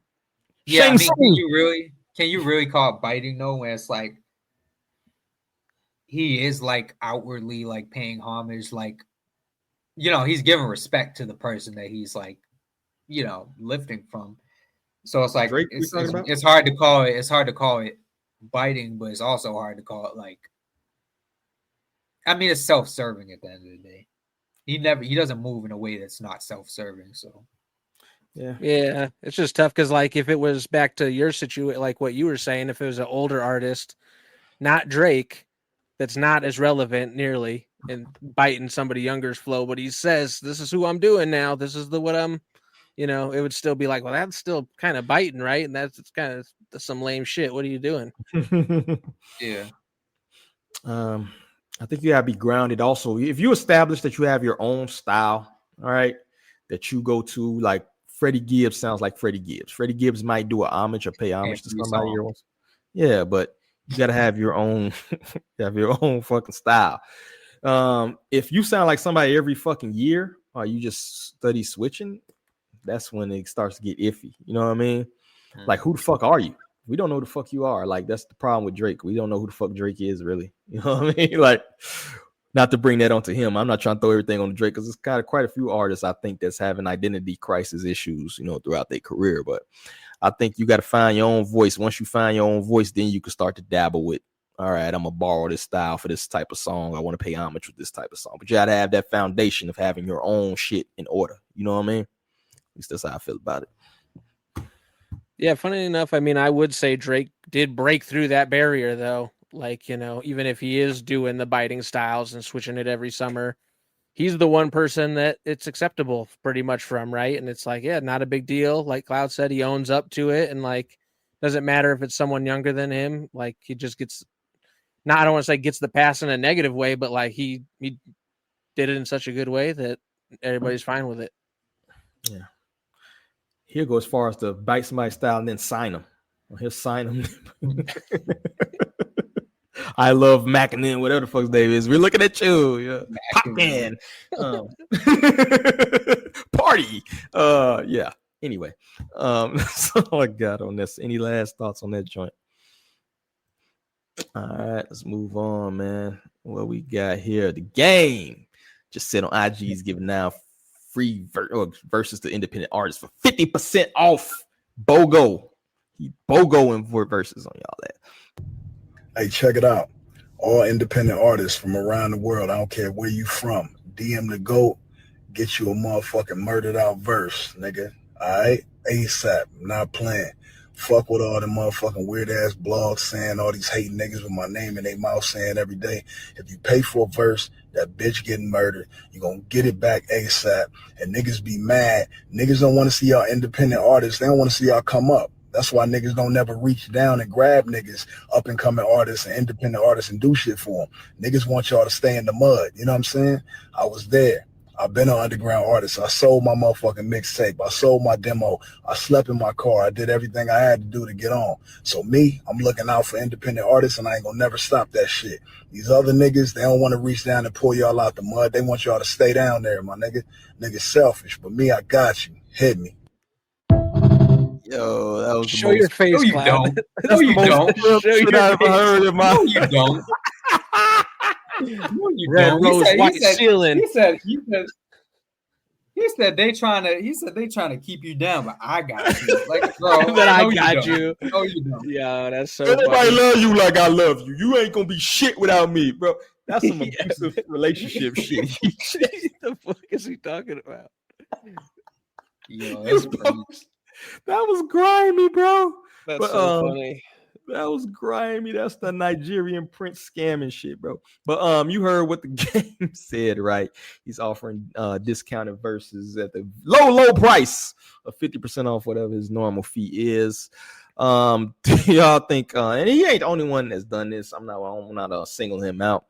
We've heard a lot, you know. We got a lot of people, you know, in the group and stuff like that who may have gotten, you know, inboxes from people about them. But do we think when this type of stuff happens, is it mostly scams, or are these people kind of are truly trying to look out for up and coming artists? What do y'all? Maybe a little bit of both. Maybe it's a benefit on both sides, right?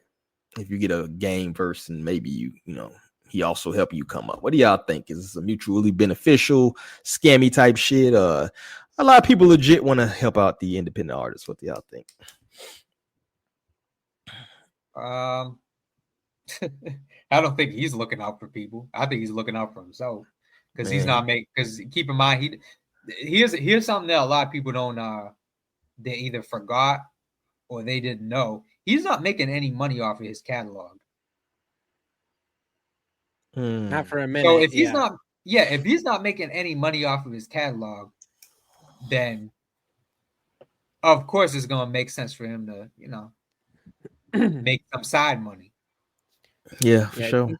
I think it's about $6 million is what he owed that from that lawsuit. So it'd be a minute probably. They're taking everything until that's paid off. So yeah, and that's the funny thing. Like, so I'm a Game fan, for better or worse, mind you. I get it. But this is he I see him post this kind of stuff all the time. It's not usually a video of himself and like ranting or going on about whatever. So I get why this like made a little more news. But yeah, I've seen him post about like, if you're an underground artist, hit me up, blah, blah, blah. Like he makes those posts all the time. So this is not even surprising or new. If anything, it's just funny to see him on the video. Like that shit was just funny. Yeah, I mean, considering what his case is, fuck him forever. But I know. Yeah, fuck that guy. But yeah, he's scamming people, bro. He's scamming. There's no other way to put it than he's scamming people, and he's being very like brave about it, to the point of like I got you. They don't got you, but I got you. Like that's crazy. And I mean, this whole post is blown up, and I've seen nothing but comments about he scams people. About bad interactions, bad verses. It's just nothing but it's like you'd have been better off keeping it quiet like he had been than doing all this. Yeah, but you can't get money like that. Mm-hmm. Mm-hmm. Yeah. If you have a good product, it sells itself. You know what I mean? Maybe nobody wants a Red Rose right filling verse. I don't know. You know, do we want that? That's what you're gonna get from this for sure. It's also a case by case basis. You know, people are talking about like oh, this is a deal, like, but it's like, bro, dudes at his level, they charge you whatever they want to charge you. Like usual, there is no such thing as a usual feature fee. Like, if they don't want to charge you at all, they won't charge you. Like I say that from experience. Yeah.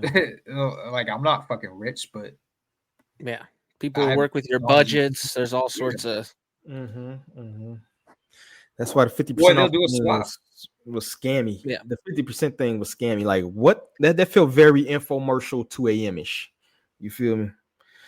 Like 50%. Why you just don't say independent artists? I'm trying to do verses, blah blah blah. When you start like naming 25% off my normal, you're like, what the fuck is your normal fee, dog? Like, what are you talking about? Like, what do you normally charge people? And like you said, on this a case by case basis, or maybe it's do a verse for me, I do a verse for you later, type of shit, right?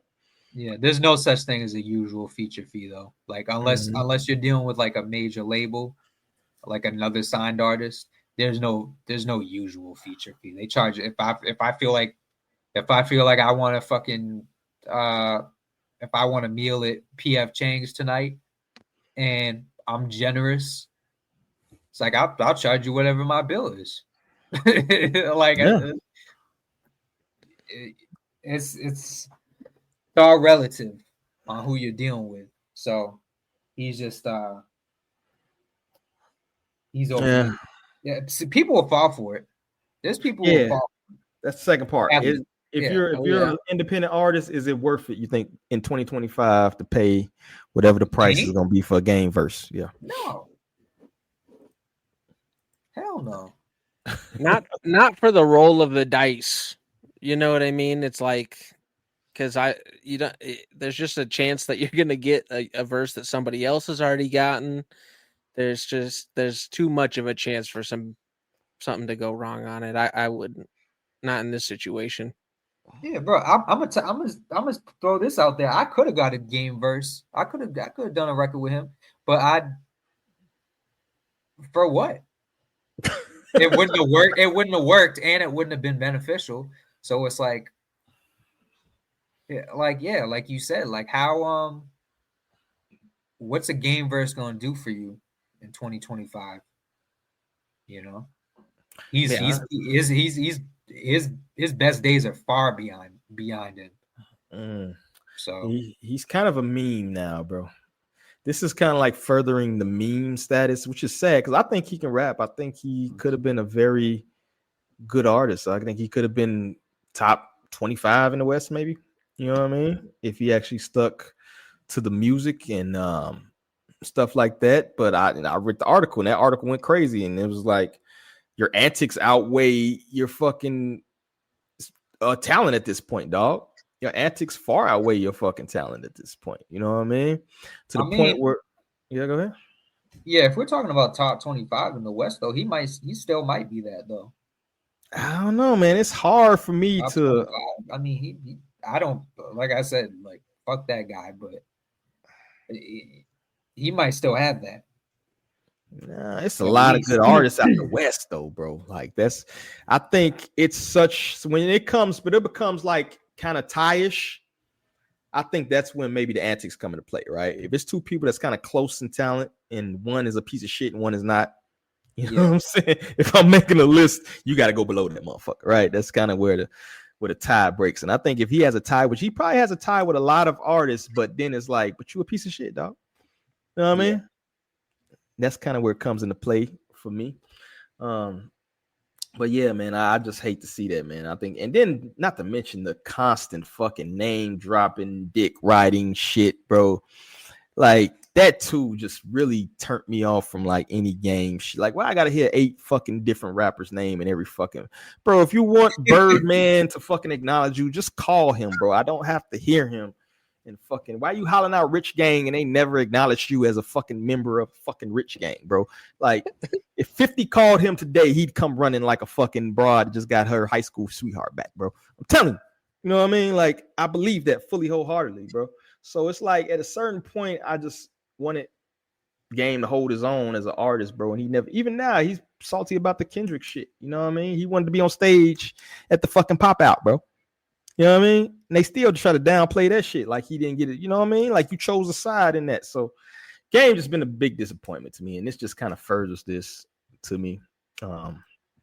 Yeah, but do you remember when he knocked out 40 Glock with the phone in his hand? Yeah, he get 10 cool points for that. Thank you. Yeah, that's all I wanted to say. Pull up this. This Game, I'm not usually one to separate like art from artists, and Game is like the hardest one for me. Or like I do usually separate the art from an artist. Sorry, I misspoke. And Game is like that one where it's just like, dude, I was such a big fan, and then that case, and it's just like brutal. You can't really do that with him though, because his and that's the thing. When you make your art very personal and very like introspective, you don't get that. You don't really get that grace of like people being able to separate the art from the artist. Because like when you're that type of artist, you are, you know, you're so integrated in your art. Man, no, absolutely. That's why I kind of tuned out for a couple albums for sure. And honestly, he didn't, just to play devil's advocate, bro, he didn't even show up to court. Like he could have actually went to court. Pleaded his case, showed like, yo, this is some reality TV bullshit. Like, I don't know what the fuck he was in his brain where you just didn't even, because it was a civil case. He could have presented his evidence. He could have showed everything or whatever he got. If he thought, personally, if you accuse me of something heinous like that, I'm showing up with fucking all kind of evidence. I'm showing up mad. I'm angry because you're assassinating my character. But to take a charge like that and just to discard it, that you don't even show up to court. Now you have a default judgment against you where now you got to fucking sell houses. All your records belong to this girl. You feel me? Everything you do in the future belongs to this person. To not even try to defend yourself says a lot. I'll ask you what looks worse? Him just not showing up or him going and then pulling out all sorts of evidence that's what I'm saying. Yeah. Pocket. It's easier to say, no, I was never guilty. I just didn't go. Right. Than it is to be like, no, I was guilty. And they pulled out all the stops to prove it. Right. So maybe in a criminal case. I think in a civil case, though, I mean, it's not like it was 50 million cameras in there and shit like that. I think in a civil case, you just have to prove that it's more likely than not. You just have 60-40. It's not a beyond a reasonable doubt type of deal. Right. If you got texts, if you got messages, she jocking you or whatever, right? But like you said, maybe he was so fucking guilty that he didn't. So I see y'all point. I agree with that, but that's even worse. You feel me? that just made it all bad. Made it very fucking worse. Thank you for putting that thought in my head. I think he knew it was something that it would have looked bad if he kept it going.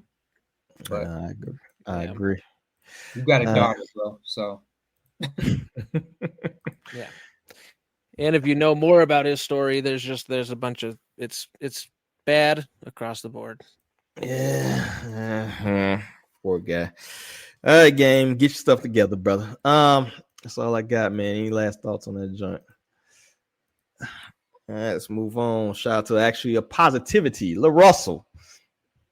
Real quick, indie artists make money. So let's listen. He's dropping jewels right here. For you, like how much? Because you just said you went on tour, you didn't profit too much. So where's the money really coming from? Is it from the streaming? Where's it really coming from? Everywhere. I stream about like 6 to 8 million streams a month. Okay, and so that's that could all be platforms? anywhere between 30 to 50 grand a month on streaming. Bookings every year, I probably get at least like 1 million in bookings. You know, like high 6 figures, 1 million in bookings. And then it's my own shows. I throw my own shows. So like a highly successful show that sold out and didn't have a guest and all that, it's like you get to walk away with like 10, 15. Brand deals are pretty good. Like Crocs, when I did my Crocs deal, they gave me a nice chunk to really just do content. Sync deals could be really high. You can get a high fee, like 10, 20, 30. And you get some, it'll be a huge thing, and they only giving you like a rack, but you know, you get all the exposure from that. Gold cards, I sell gold cards all year. I sell stock in the songs all year. This year was the first year I really did features. There was some day I was in that living room. I'm knocking out 10, 20, 30. And the minimum I was taking was like 500 up to 5,000. So, you know, 20 at just 500 with 10 racks. Merchandise, you know, merchandise is huge. When that shit popping and running, that motherfucker going. Those are like all the avenues that if you're an independent artist, you should be monetizing off these. Some hustling shit right there. Hustler, man of a hustler. Did I hear him correctly, or did he say he was with Madlib? I didn't hear that part. I didn't hear that part. Yeah, but as far as the kind of the rundown he gave of how he's making his his money as an independent artist, you think this is something maybe that can emulate maybe some jewels for these independent artists out here? Is that actually achievable for a lot of artists? What he just relayed, you know, or is he just kind of a unique person in that he hustling his ass off? What do y'all think? I mean, it's doable, and there's things that he's saying there and that you could take away and apply to yourself. But I would say most underground artists obviously are not on the level of La Russell or near it. So, you know, there's only so much they could do. Not every artist could be out there selling gold cards, which is like a special card to get. It's like a ticket thing to get into the concerts. It's something like that. You'd have to look it up, but most artists can't do that, is my point, and most underground artists. So definitely listen to what La Russell says, take tips, but just know that there's only certain things that can apply to everybody. I agree. It's almost like, yeah, it's like you can get up as high as like you're willing to, as much work as you're willing to put in. Like it's very like eat what you kill type of environment nowadays. So if you're just chilling and you're just like focused on like streaming and like trying to get like 1 million streams, that's not going to go well for you. You know, because that's got to translate into other shit, and if it's not translating into other shit, you're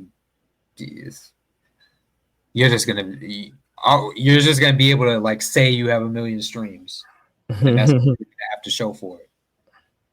Well, I think he has a crazy work ethic. Yeah, absolutely. On top of that, you know, and apparently, you know, he does this full time at this point. You know, I think he may have had a job at one point.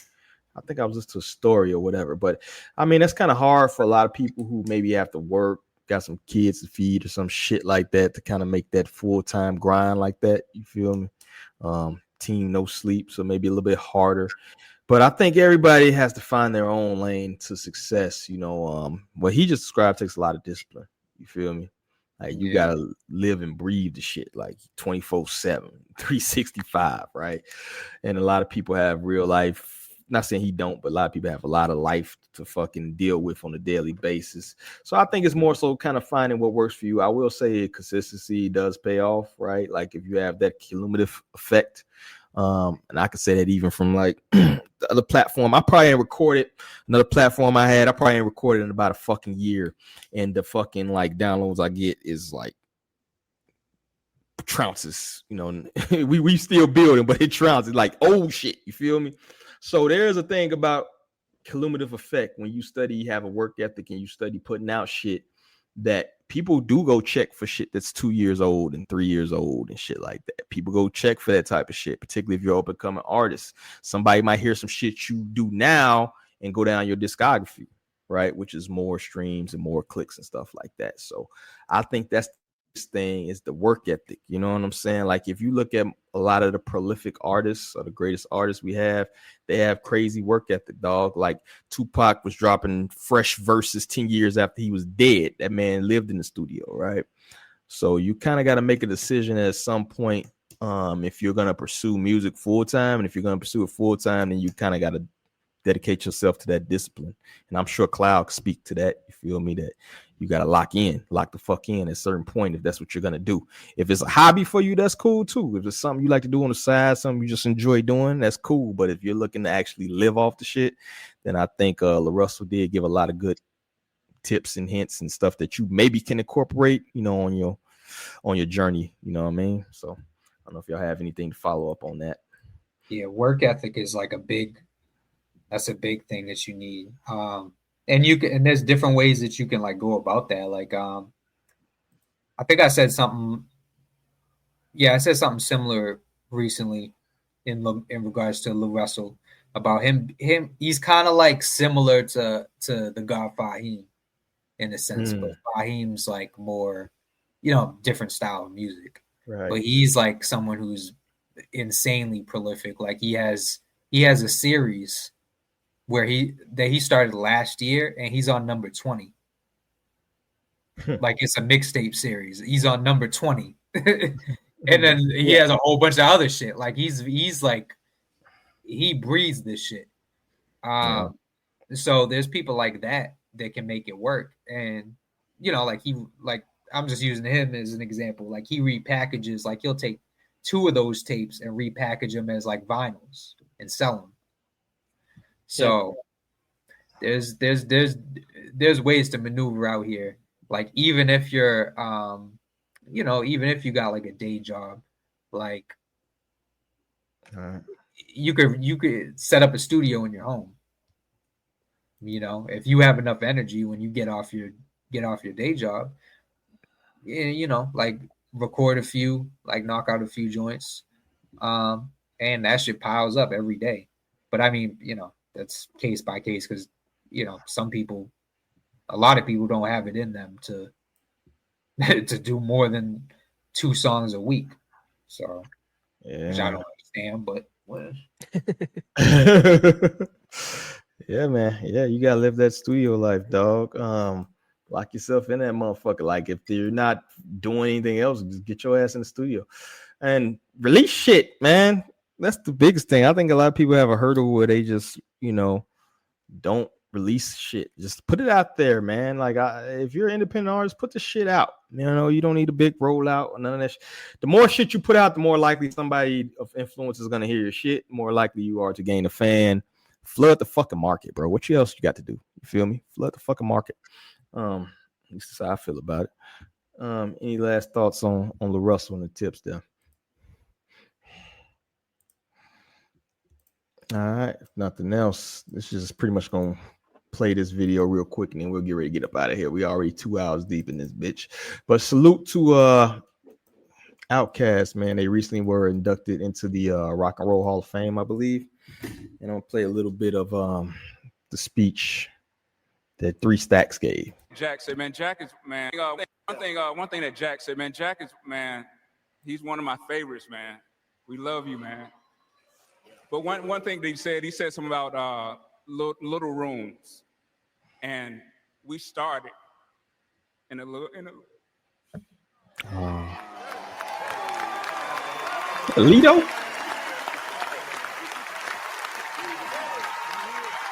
What's that Gip? What is it?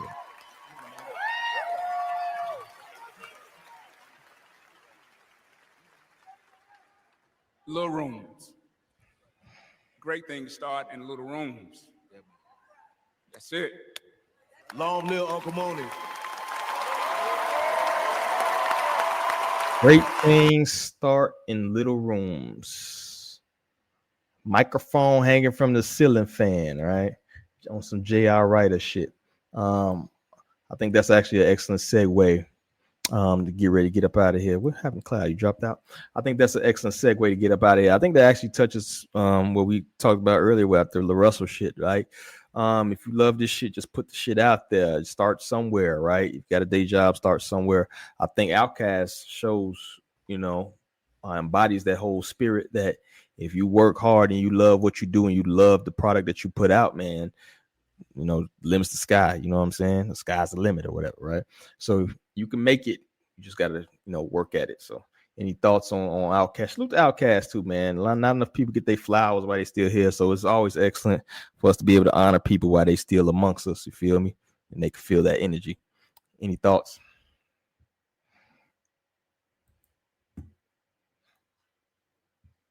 All right. Y'all can hear me, right? Oh, sorry, my microphone was muted. I said I loved it. I love to see it. It was beautiful, and I just love to see Outkast get their flowers. That's all. Man, you gotta get a stand for that mic too. You been holding that mic the whole fucking time, dog? No, dude, no. Oh, yeah, I'm okay. holding it. Get your setup going there, brother. I just got it today. I didn't have time to get the rest of the setup going. Amazon man just pulled off. What about you, Cloud? Any thoughts on the Outkast induction, brother? Yeah, man, I'm happy for him. Very well. I thought they were already. I thought they were already in I would there. think so too. I would think so too.